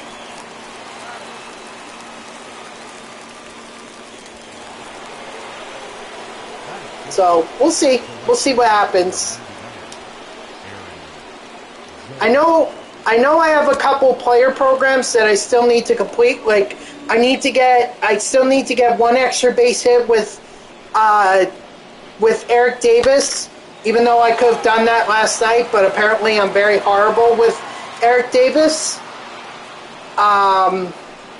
I need 2 more strikeouts with Chris Sale. I haven't gotten him since like my first run in BR. And then I also need a home run with Matt Carpenter, who I have yet to get in BR. Not to mention, I still need to get 30 hits in a BR run because I haven't done that yet. Although that's hard as hell, dude. And I had six wins in last night's stream, which is the most that I've ever done. And yet I was not able to get 30 hits. So it is tough as hell. But if I were to do that, along with the other missions, that would put me up to 92, which will get me now Matt Harvey, but also put me 100 or 8 wins in BR away from getting the BR program rewards.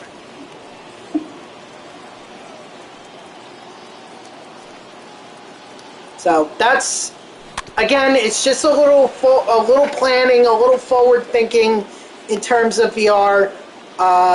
No doubt I've spent a lot of money on VR over this entire week. I've probably done 3 or 4 BR runs a night. So, been busy. Been very, very busy. Of course, taking a bit of a break now to just enjoy Conquest Mode and also make some progress in terms of the 4th inning. Now, yes, I can make progress in the 4th inning by grinding BR. I'm not saying I can't, but I have the Conquest map here now that gives me, I believe, 20,000 if not maybe a little more. Ha! Ohtani just homered off of himself. Only in MLB The Show Diamond Dynasty, guys.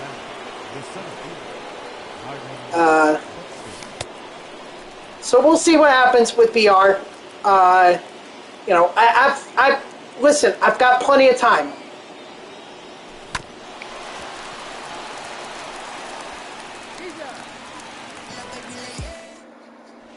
I got plenty of time to go ahead and grind, and son of a bitch, I didn't get anyone warming.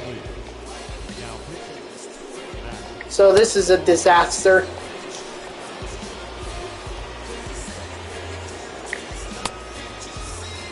Good thing I got 4 runs.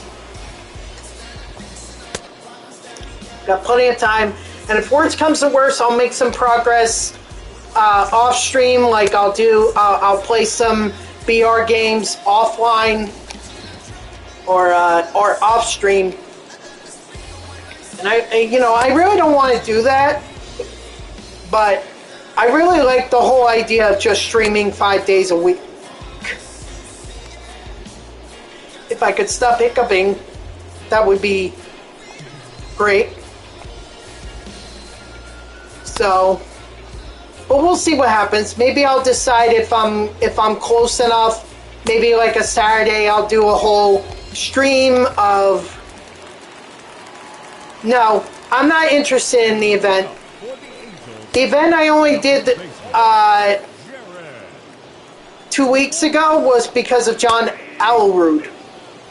You lost? Oh, I'm sorry, man. Hey, look, Optic, it is what it is. You still got, it's only 1 loss, so just rebound, man. These are where the games are much easier because these are players that also lost. Oh, God, don't remind me. Oh, my God. And can I say for one thing, thank you for reminding me, Tycap. Can I just say that for one thing, that was pretty insulting what C. Cohen and Bobby Bonilla decided to do for the thing. I get it was supposed to be humor, but you're telling me on Bobby Bonilla Day, a day where we pay a guy who's no longer playing baseball $1 million, $1 million, and you're telling me you're going to rent out space in Citi Field so that fans can Airbnb it. Like, really, you assholes? You seriously want to mock fans like that? Like, come on.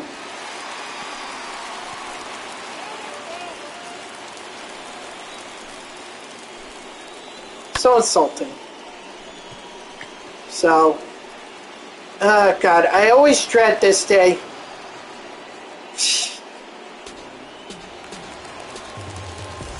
Batting 7, the left fielder, Justin.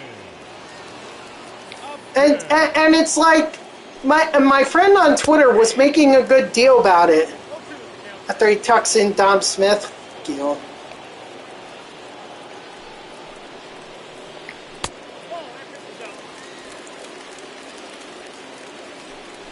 Like my friend on Twitter was saying that no Mets fan makes a big deal about it.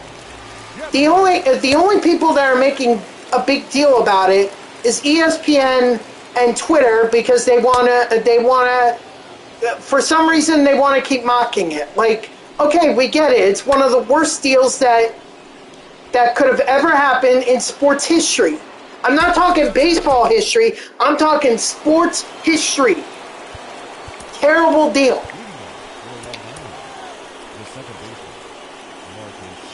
But God damn it, do you really have to put Met fans through that shit?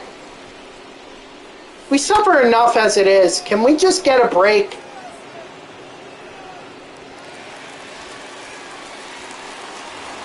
And what?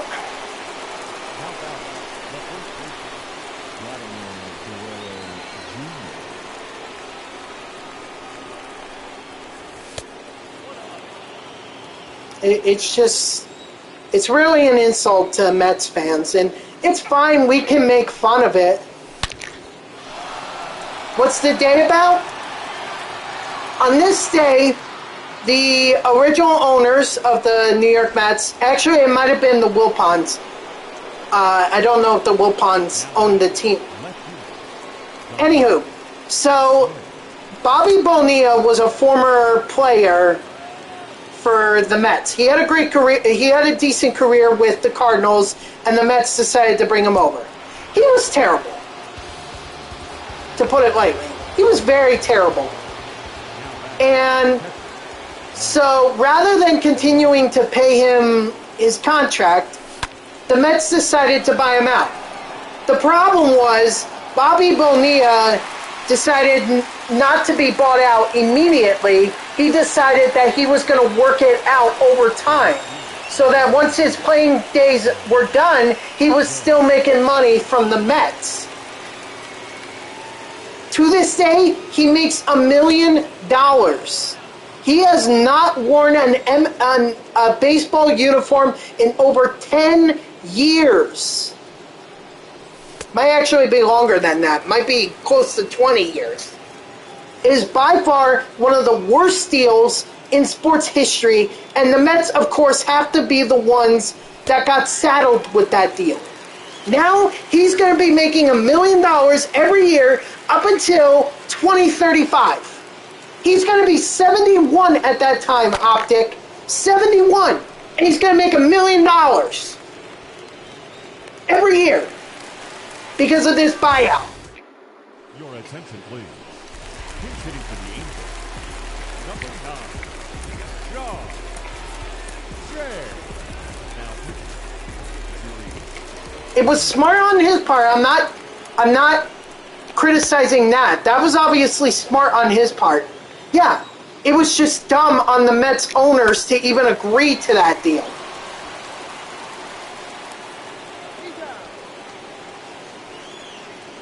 Like, they would have just been better off letting Bobby Bonilla play out the rest of his contract.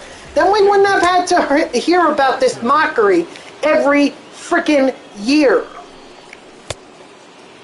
That counts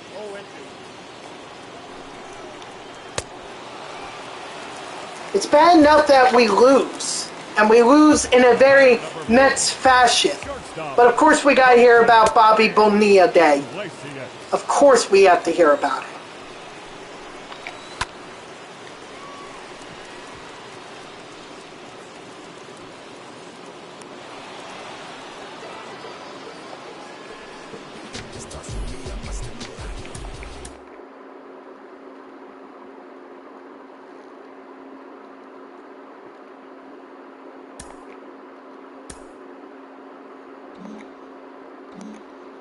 Woo! Ball in his habit.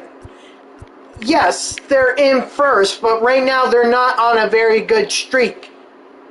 They've lost the last several games. They lost. I mean, Optic. They just lost yesterday. Well, they didn't lose the last several games. They did win on Monday or Tuesday night. They did beat the Braves Tuesday night.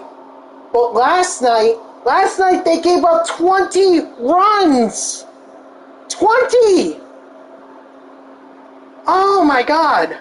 And then poor Jacob deGrom, he's starting today. So you know that he's not going to get any offense behind him. One of the best goddamn starting pitchers to ever come in the major leagues. We have him, and yet we can't even put goddamn offense behind him.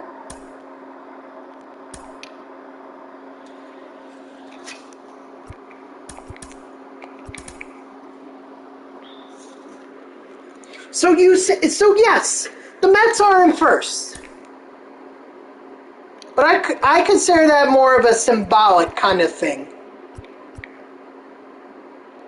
I don't see it as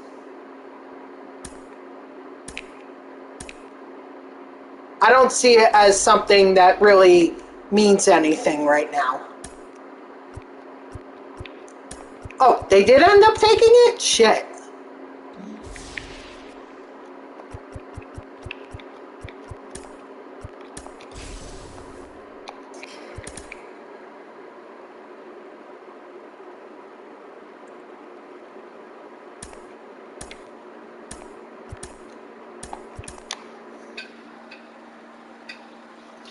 I just...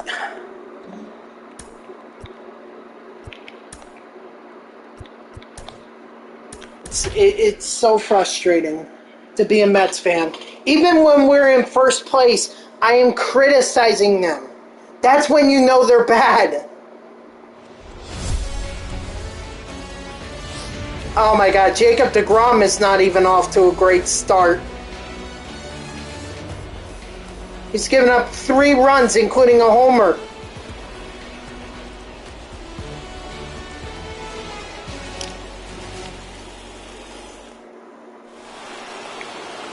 Oh, Christ.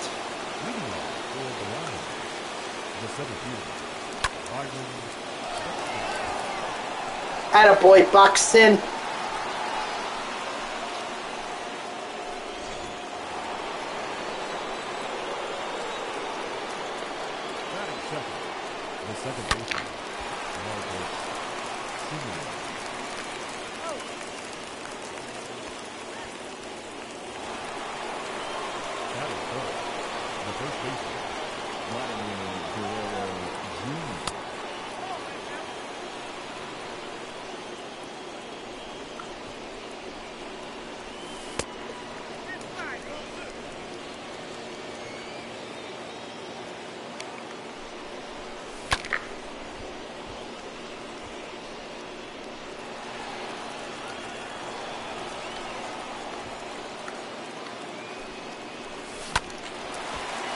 Through. Let's go! Vladimir Guerrero Jr. Hell yeah.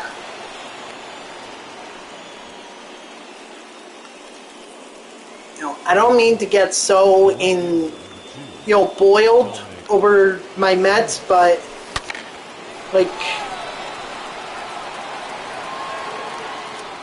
this is me as a cynical Mets fan. This is what life has given me, as it has made me a cynical Mets fan. Also a cynical Jets fan. In fact, the only team that the only team that I cheered on in my lifetime that were actual winners, the New Jersey Devils. They won the Stanley Cup when I was only, I was either 7 or 8. Yeah, I was 7. But I remember watching it. And just seeing the Devils win. So I do remember it. Even though I didn't see 95 and 2001, I wasn't even thinking about hockey back then. But the Devils were the only team that I saw win a championship. I didn't see the Nets do it, I didn't see the Mets do it, and I didn't see the Jets do it. I just root for loser teams. What can I say? I guess I just keep telling myself that, hey, you know, when they do win, it'll be so much special. It's so special. Yeah, the closest that I've seen to that was the 2015 World Series. That's the closest.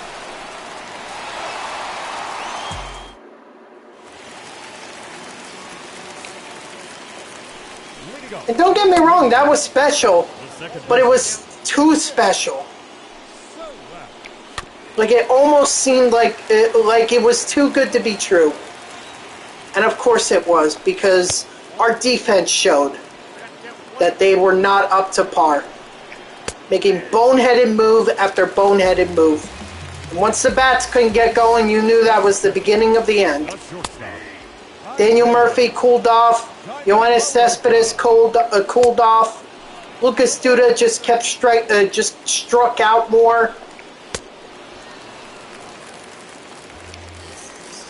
Jerry's Familia was not like he was not the closer that we hoped he was, or that he had shown in 2015. That's why we ended up trading him in 2016 to the A's. Or was it 2017? And then he came back, and guess what? He was shit. He's been shit. All right, Optic. Thanks for coming in. How did your VR run go? How did your VR run?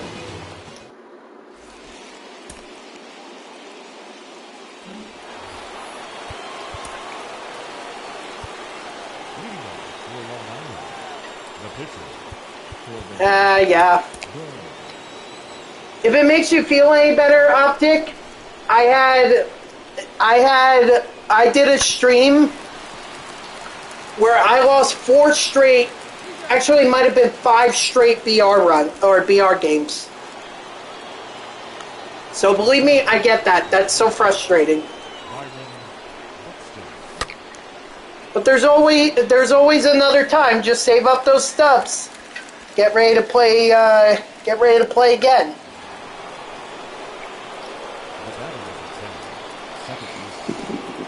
Yeah, of course.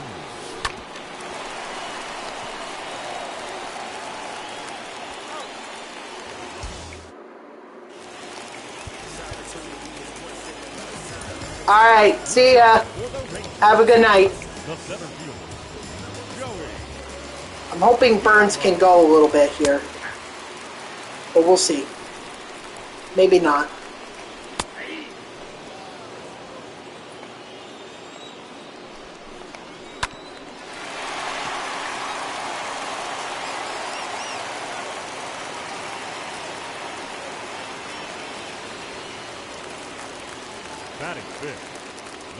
What can I say? I chose the wrong teams to root for. I could have been a Giants fan, and at least I would have been happy to see 2 Super Bowls.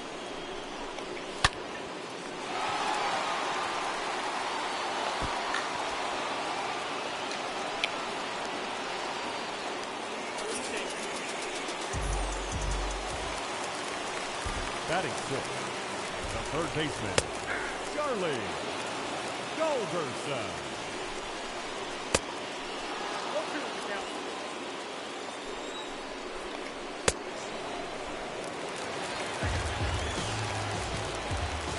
Batting 7th, the left fielder, David Dahl.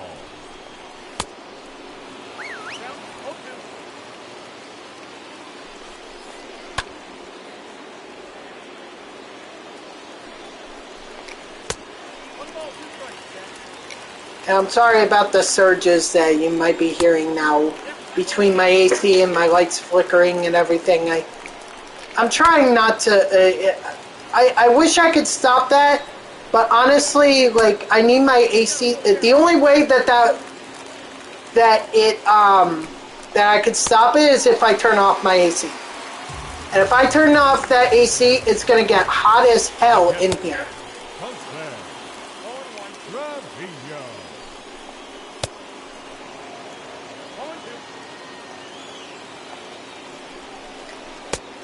Strike 3, sit down.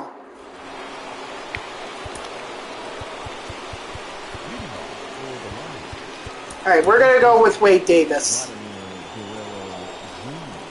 because I'm not gonna waste Familia or not. Yeah, I'm not gonna waste Familia on a non-save situation. And also, I just looking at my lineup.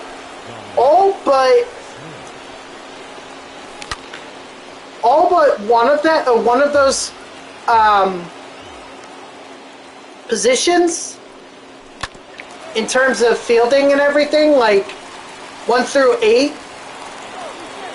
or in the batting order. It's all but one is some kind of an East player. I have Judge, I have Piazza, I have Mauricio, I have,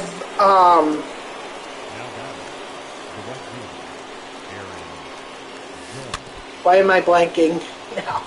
Dom Smith, I have Dom Smith, Vladimir Guerrero Jr., Marcus Semien. Oh, I'm sorry, all but 2 actually, because Justin Turner is at 3rd. I forgot about that. So all but 2. The point being that most of my lineup consists of players from the NL and AL, East. With the only exception being Buxton from the AL Central and Justin Turner from the NL West.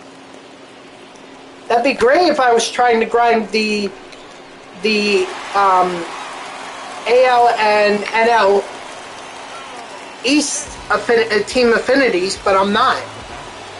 In fact, I don't even need the West anymore, either West division. I need the Central divisions. So Buxton at least helps out in that department, not to mention Corbin Burns as well whenever he gets an opportunity. Your attention, please. Pinch hitting to the Rangers. Number 16. Rob. Oh.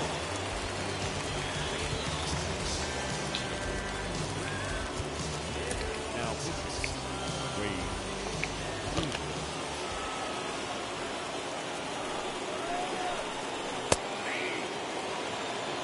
Well, I don't know what I'm gonna do once the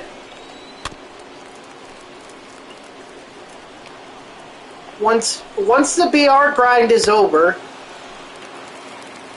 and once I complete team affinities and the monthly awards program, that's not going to take me too long. If anything, that might take me a day.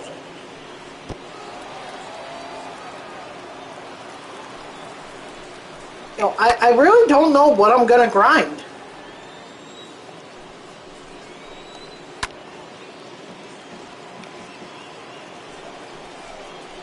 Because if I go into ranked seasons, I know I'm going to go up against guys that have Mike Trout or some of the other great cards that are super factored. And I have no... the only player on my team who's super factored is Ken Griffey Jr. Still trying to work on Dom Smith. I'm trying to work on Piazza, on Guerrero Jr., and on Aaron Judge. Strike 3, sit down.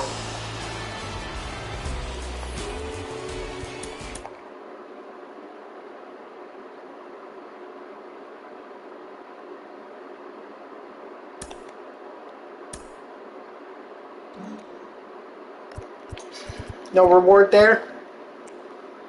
Oh boy. You know what? I think I'm going to head for the Cubs because they're the easier path.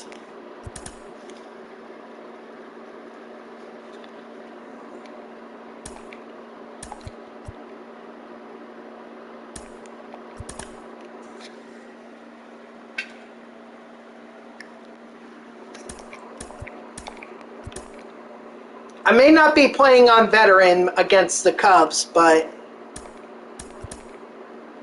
yeah, I didn't think I was. Although I have 5 million fans more, I probably should have. But they're putting me on All-Star because they wanna do that. So, all right. Ooh, it's almost 8. It's 8:30. Holy crap!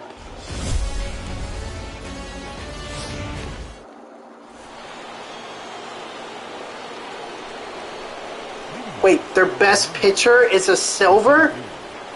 How the hell are the Chicago Cubs leading if their best pitcher is... if they don't...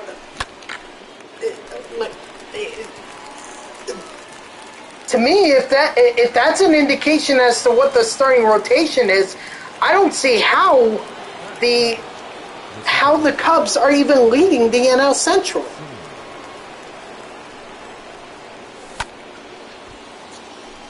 Are they? I thought they were. They were at one point.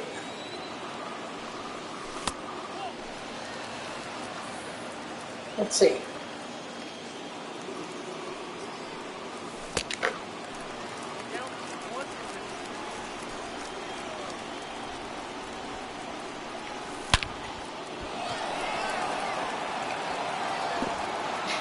God, nice.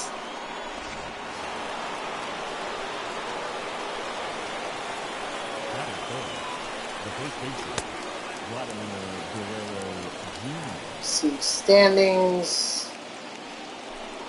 Oh, they're not leading anymore. It's Milwaukee Brewers that are leading. They're actually 6 games behind. They still have a winning record, though.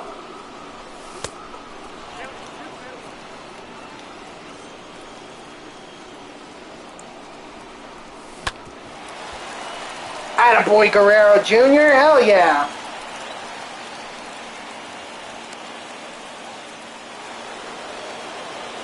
Sorry, I should really focus on the game here.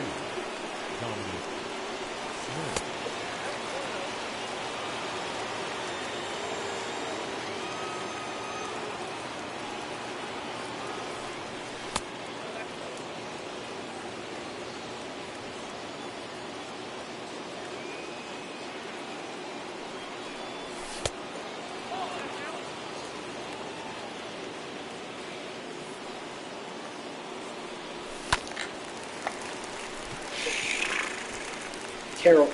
How? Dude, online, that would have been a home run for some other player. Why, for me, in Conquest mode, is that a pop-up? This game sometimes is really unfair.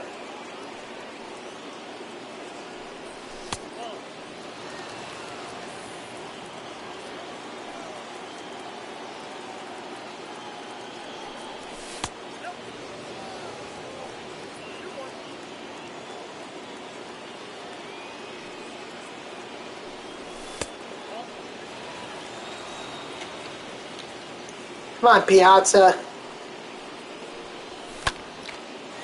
Woo-hoo-hoo! Nice.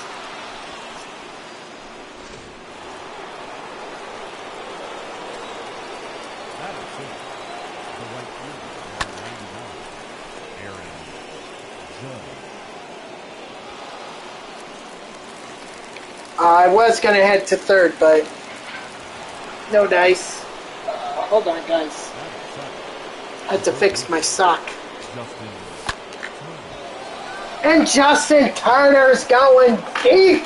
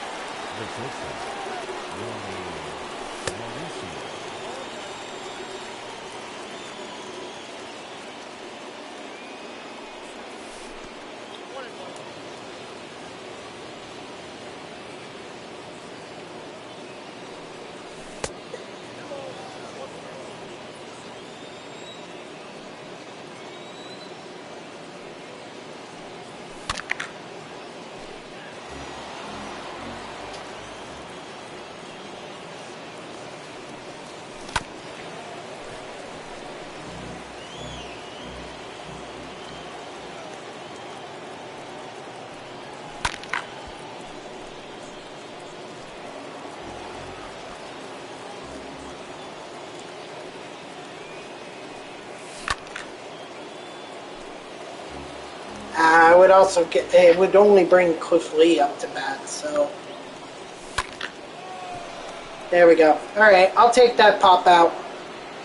Didn't want Lee to bat anyway.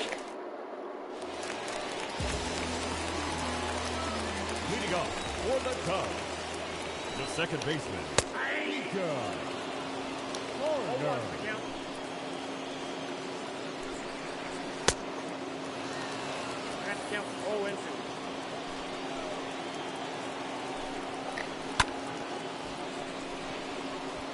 Actually, just looking back at my decision to go after the Cubs, that may have been the wrong decision.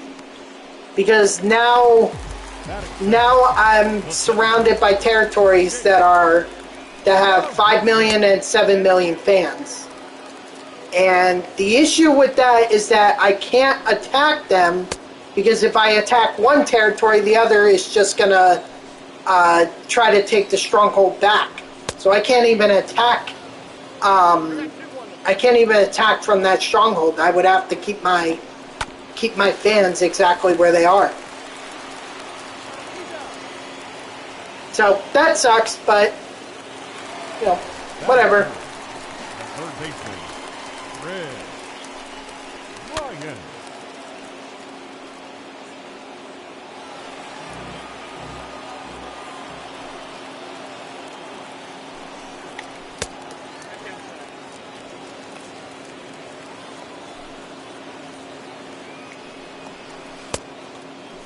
One ball, two strikes.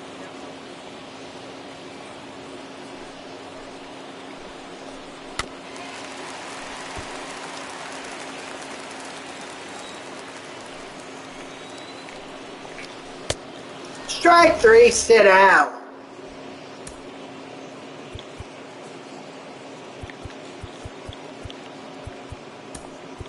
Your attention, please. Now coming into first base. Alright, looks like we have... Alright, we're going to go with Jacob Barnes. So we got Baez, Contreras coming up, and then Rizzo.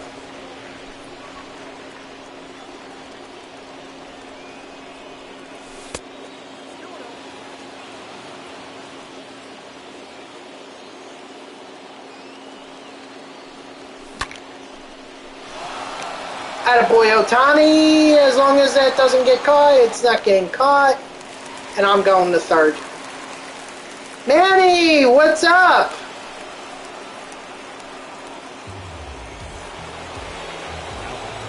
How you doing?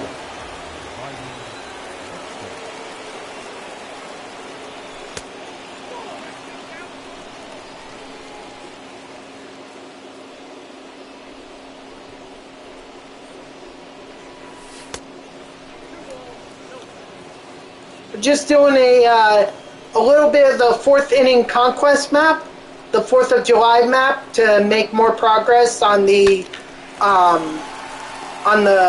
fourth inning program. So hope you're enjoying it. I mean, over the last week, we've just been grinding BR. So you know, this is a real nice change of pace, really.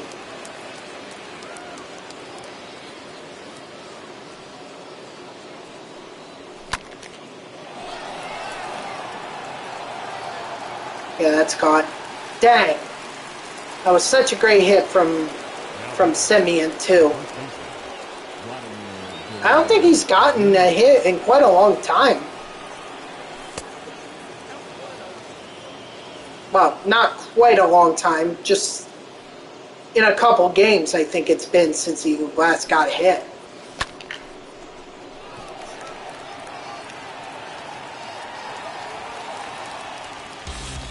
Oh well.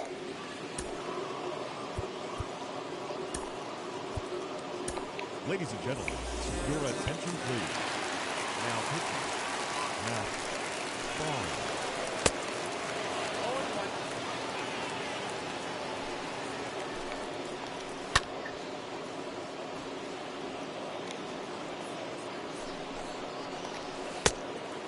You had a tournament for a week in Myrtle Beach. You came in second to Puerto Rico.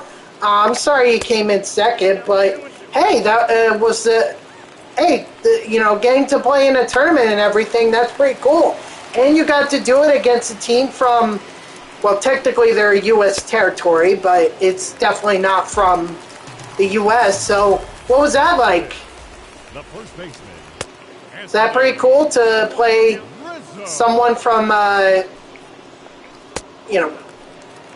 not technically considered U.S. citizens, but... what was it like to play against a team from Puerto Rico?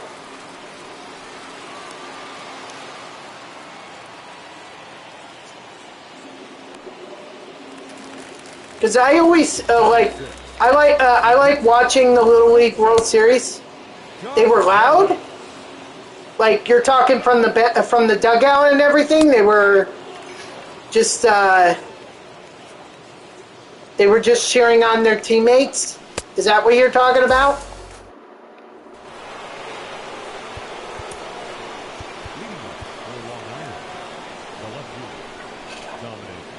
Okay, we're going to throw in Sean Doolittle here.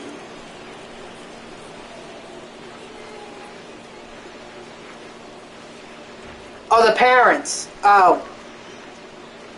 Uh, I mean, like, I would understand if the kids are loud, like, because they're cheering on their teammates. You know, they're being good teammates basically, and I understand that.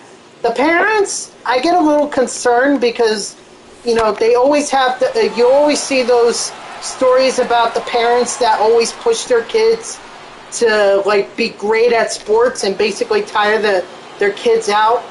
You know that whole those stories and everything where they're just way too into the game. Actually, my neighbor is one of them because she used to cheer on her daughter who played high school basketball. She used to cheer her on at her games and be like one of the more obnoxious parents at the game. So, like, that's what I'm always afraid of seeing when I hear about these parents being loud. Like, it's fine to cheer on your kid and everything. You should do that, but don't do it to a point where it seems like you're a fan of a major league team or whatever. Do you understand what I mean?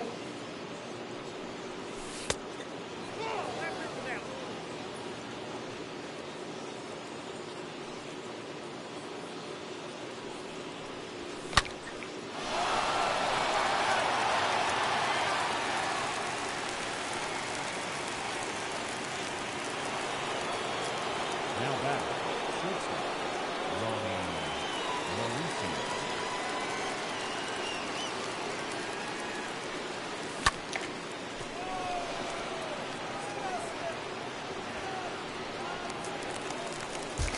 Alright, Matt Barnes is going to finish this one out. I probably could have let Cliff... no, he shouldn't. Wow. Ian. Pat, your attention, please. Now pitching, Sean Jr. So, but how did you do in the tournament, Manny?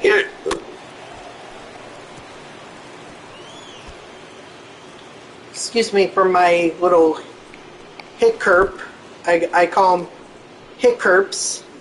They're hiccups and burps at the same time, which doesn't make any sense. But whatever. Hiccups and burp. Sorry for my hiccup and burp, but The left fielder, how did you do in the tournament? Like, did you get multiple hits? You know, did you make any defensive plays? You know, how did you do?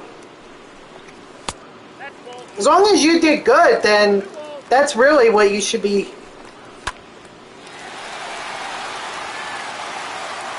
Two home runs? A double? your attention, please. Who's hitting for the Cubs? Number 3. Nice. The strikeouts, don't worry about it. Everyone strikes out. So, as long as you don't do it for most of it. But it doesn't seem like you did, because it sounds like you got two home runs and a double. So very nice. Good for you, man. Good for you.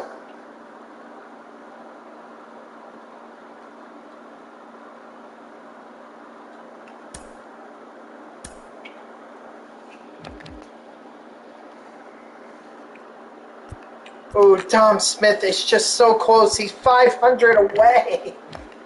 Man.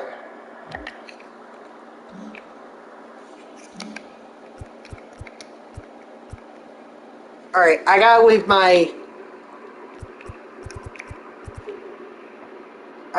that territory alone. It sucks, but that's my only option at this point. Actually, let's do this.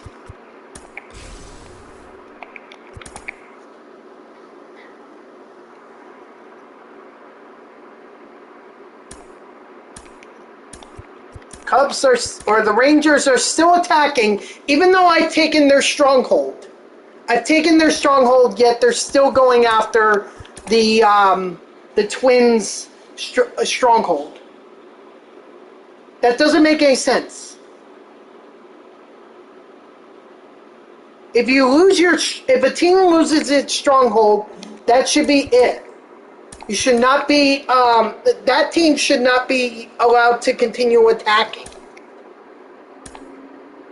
That's just my personal opinion, but whatever. That's the way these game designers decided it.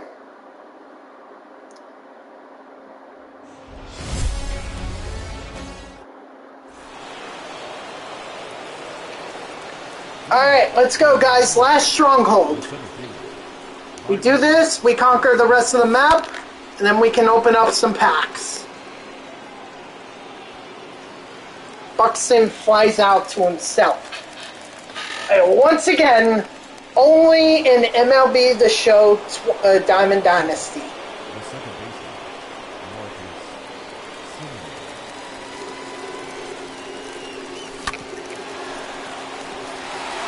Okay, Simmons, was it really necessary to get that, or to make that diving play? I think he was just showing off at that point.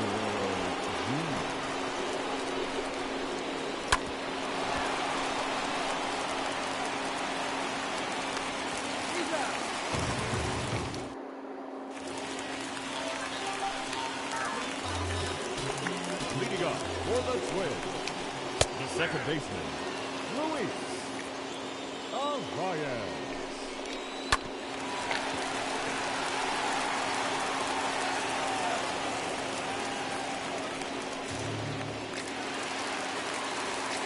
Batting second, the left fielder, Jake Kane.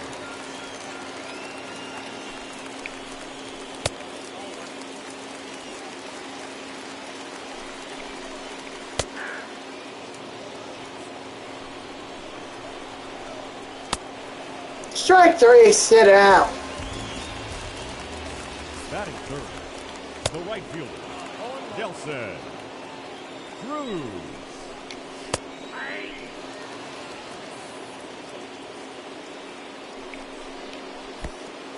Count 1-2.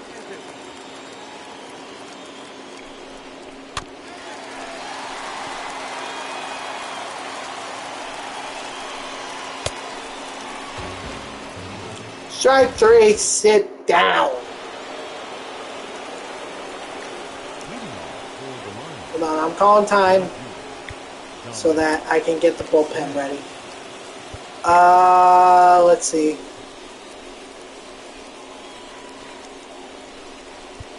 Go Sean Doolittle. I mean, it's very risky to do that against Donaldson, but if it's only Donaldson that I have to worry about there, then I'm okay with that. Whereas if I went with a righty, I would have had to worry about Buxton and Kepler having power and great contact against righties. So I'm just playing the matchup. Well, not playing the matchup. I'm just playing the attributes.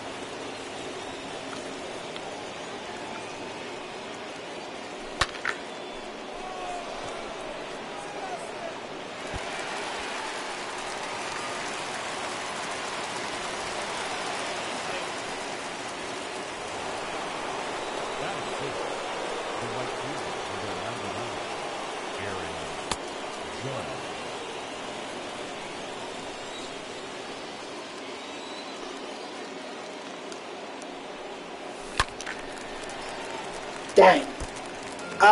The Dozier3, thank you for the like on Twitter. I appreciate it. How about a home run from Aaron Judge to show my appreciation?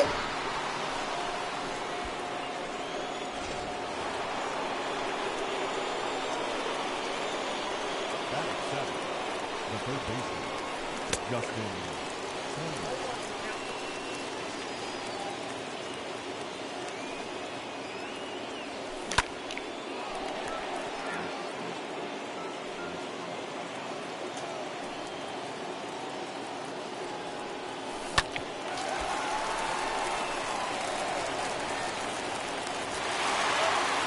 It's alright, Turner.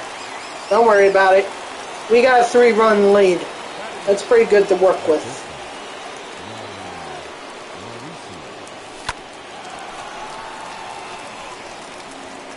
I think I'm gonna leave. I'm gonna leave Burns in there just so I can get the.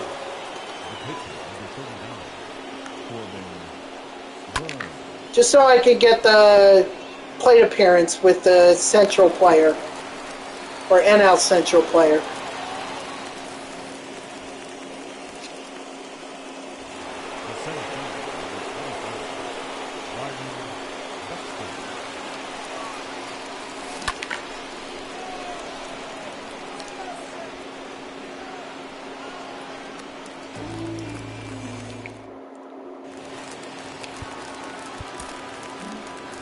Leading up for the Twins, the center fielder, Byron Buxton. Your attention, please. Now pitching, John Jr.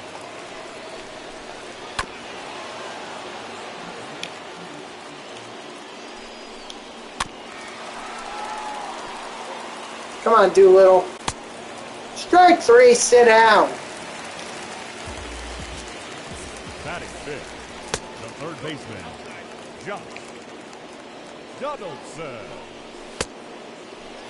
Count 21.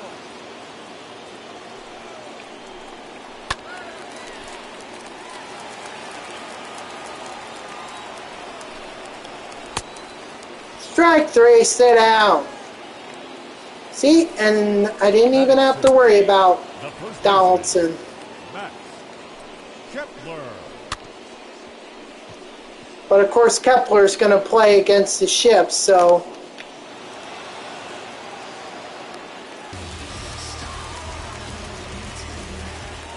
Batting seventh, the shortstop, Andrew Simmons.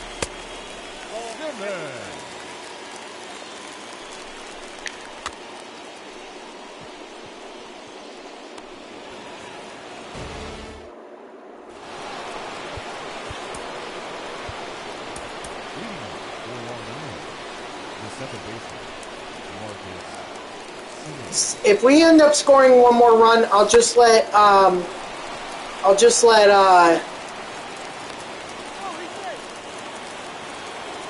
Doolittle get the save. The first baseman, Vladimir Guerrero Jr.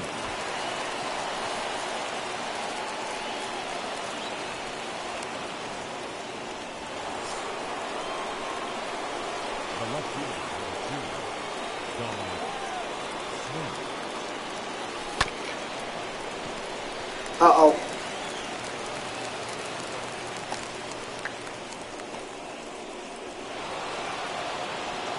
Okay, I guess we got our run. Alright, no need for Familia then. Sorry, their first baseman is a dumbass and can't accurately throw. Number 32, Matt Shoemaker.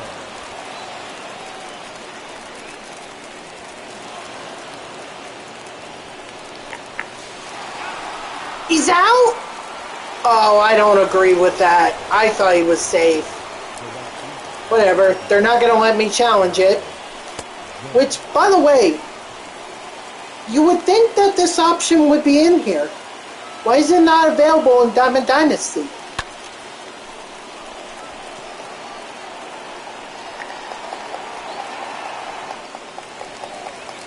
Sorry, I thought there were 2 outs. Now it's Turner, I believe, because usually he comes after Judge. Yep, it's Turner. And Turner flies out.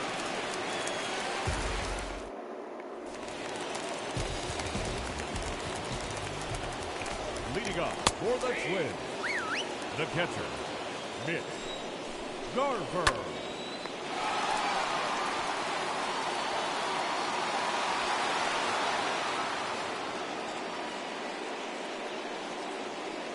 Ladies and gentlemen, your attention please.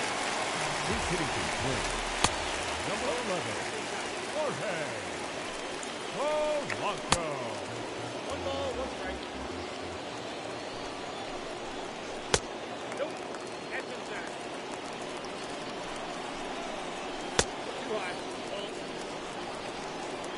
Come on, Doolittle. You got this. Okay, 3-2.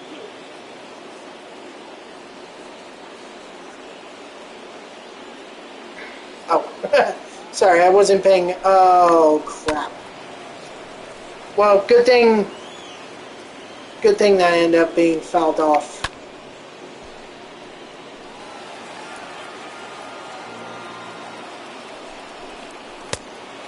Strike 3, sit down.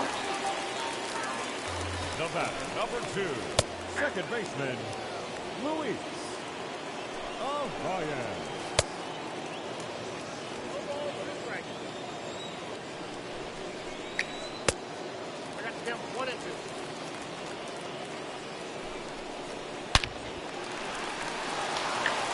2. Ooh, I thought I was going to have to dive there, but I didn't. All right. Twin stronghold is ours. There are no more strongholds. So now it's just a matter of wrapping everything up. You know, completing the rest of the map.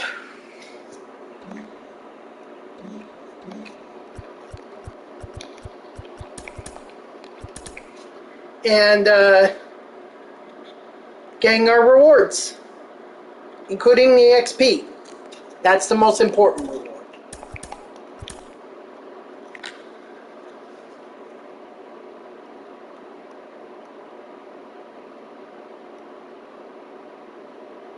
Uh-oh. Yeah, this is bad.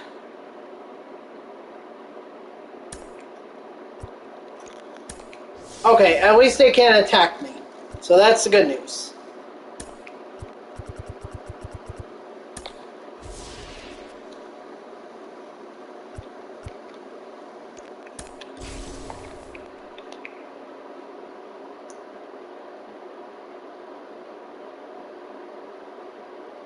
Yes, I recognize that I was going towards going this way, but I really want to take care of those territories that have like the 5 million, the 13 million, and the 7 million fans on them.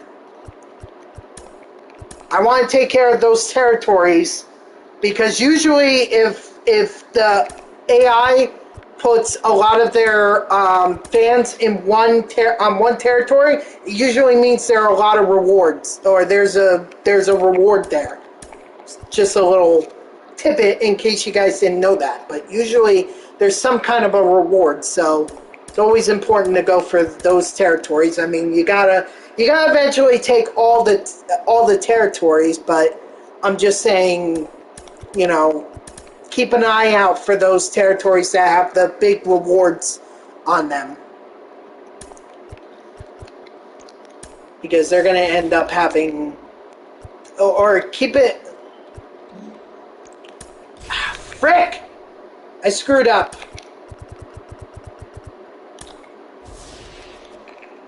Oh well, it just delayed the inevitable.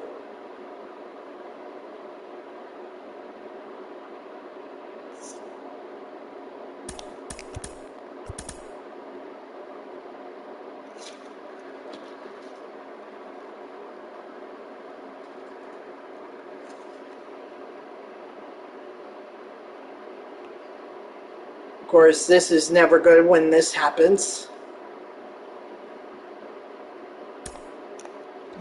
See? Right there. I just got a show pack for the territory that had 13 million fans on it.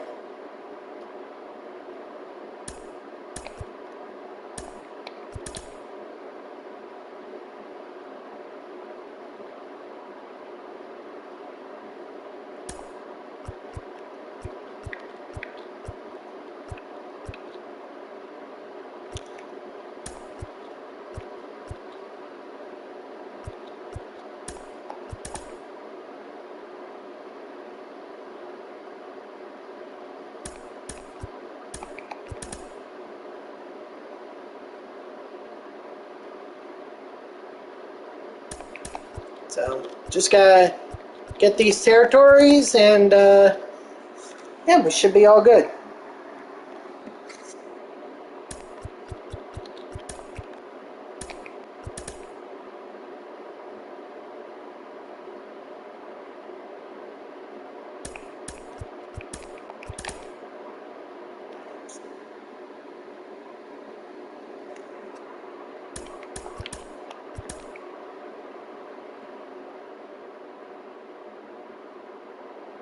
I'm sorry, I just hear something weird. So, just wanted to take a minute to listen to it. Don't think I hear it anymore, though.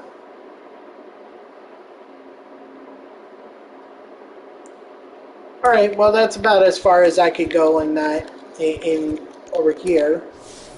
So...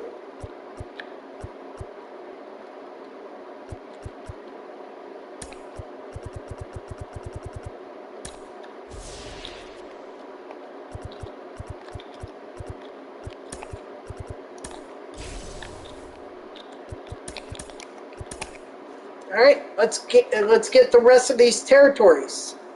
Let's do it.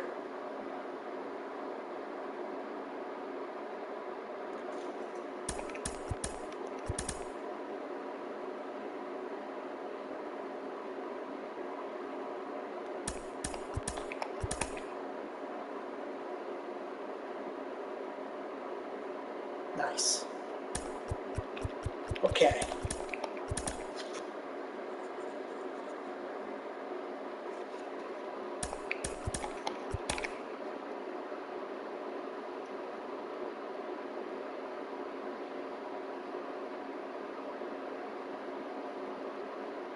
Alright, you know what? It's okay if I lose a bunch of fans with that territory, because I know it's not going to be enough to ultimately stop this progress. Alright, that's about as good as it's going to get. So...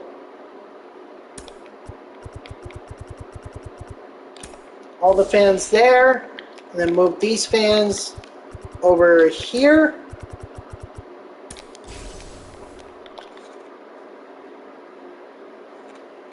And then we're almost done with the map here.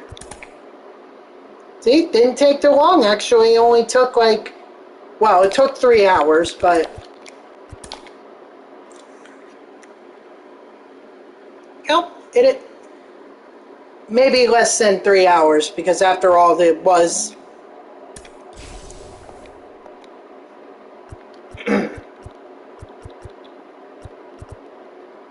I did waste some time doing the daily moment.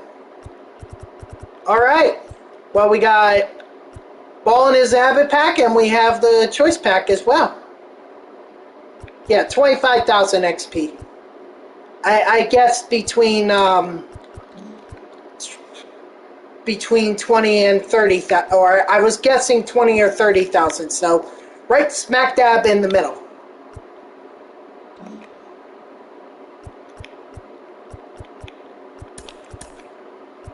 Anyway, with all that aside, we got some packs to open up. How about we do the AL Central first?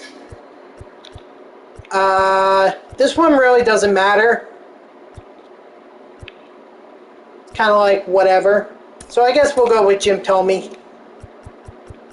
And then the Classic Stadium, we'll go with Yankee Stadium. And then Ball Player,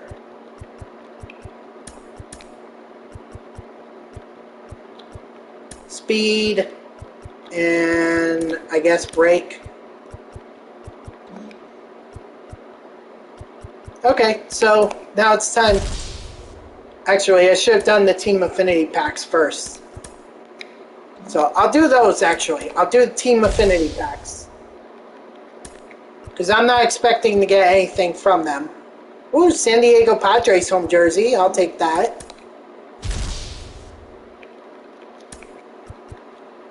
Yeah, see, I told you it wasn't going to be anything. At least so far. And quick sell that. Ooh, Seth Lugo, okay.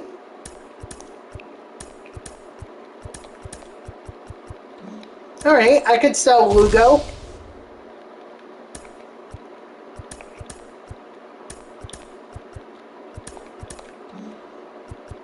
Now I'll open up the show packs.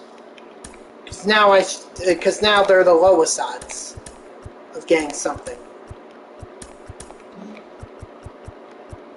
Yeah, and then all the rest are headliners and ball in his habit.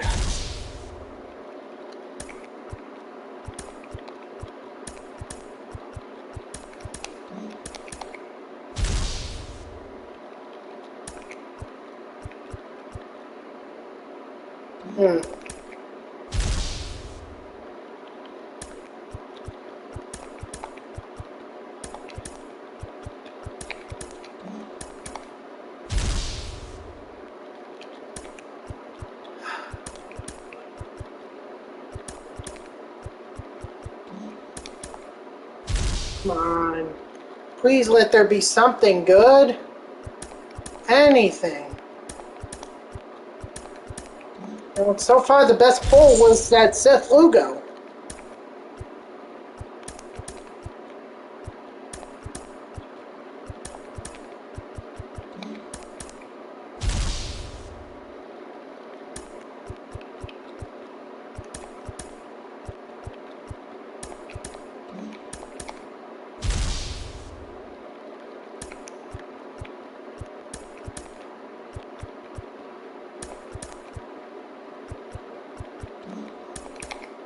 Alright, 5 show packs left.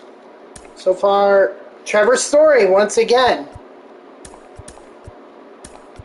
That would have been a disappointing pull if he were still a diamond.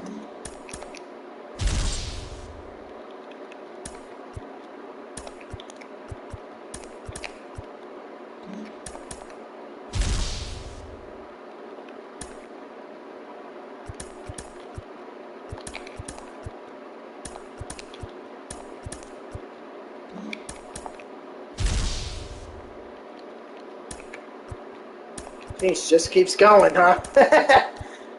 But I like these pack openings, you know, I think they're a lot of fun.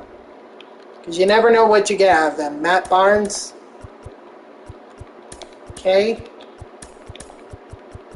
A lot of golds to sell off here. Now we got the ball in his habit back, which guarantees me a gold, and that would be Zach Gayen.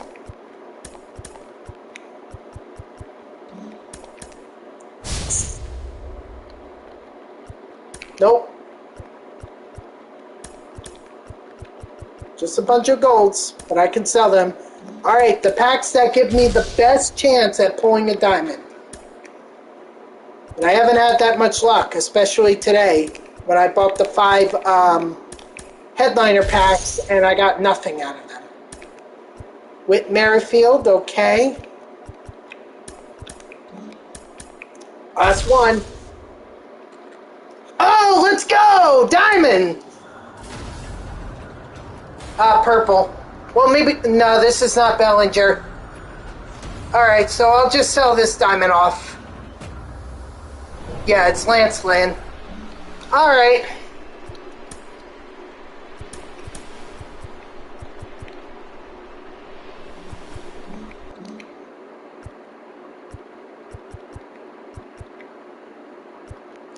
Yeah, I guess that's it, guys. Alright, thanks to everyone who tuned in, even if it was only for a moment. I greatly appreciate it, guys. I know I usually say that at the end of my streams, but I really do appreciate everyone who comes in. Again, if it's only for a moment, if you like what you saw, please be sure to follow me here on Twitch and or subscribe. Either one would make me a very happy person. If you're watching this on YouTube, I thank you so much for tuning in or for sticking around for this long. I hope that you'll subscribe to my channel and you'll turn on notifications. That way YouTube sends you an email every time I post a video. I'm going to try and post more because I'm still a week behind, so I got to catch up. And if you want to know when I go live, you can follow me on Twitter at JeffreyWarner3. The link is in the About page that's underneath the stream here. So go check that out. Give me a follow. I'll always tweet whenever I go live. You can also turn on notifications here on Twitch. That way Twitch sends you an email every time I start up a stream. Overall, this was a great start to the 4th inning program. We're at 93,000 XP. So we're making some pretty good progress already. I hope that we're going to make even more tomorrow because we're going to be back on the Battle Royale grind. And we're going to be trying to progress even further towards Matt Harvey. I've already lost today, so time's a wasting. But that's what we have in store for tomorrow. I hope you'll tune in. Then, until then, have a great night.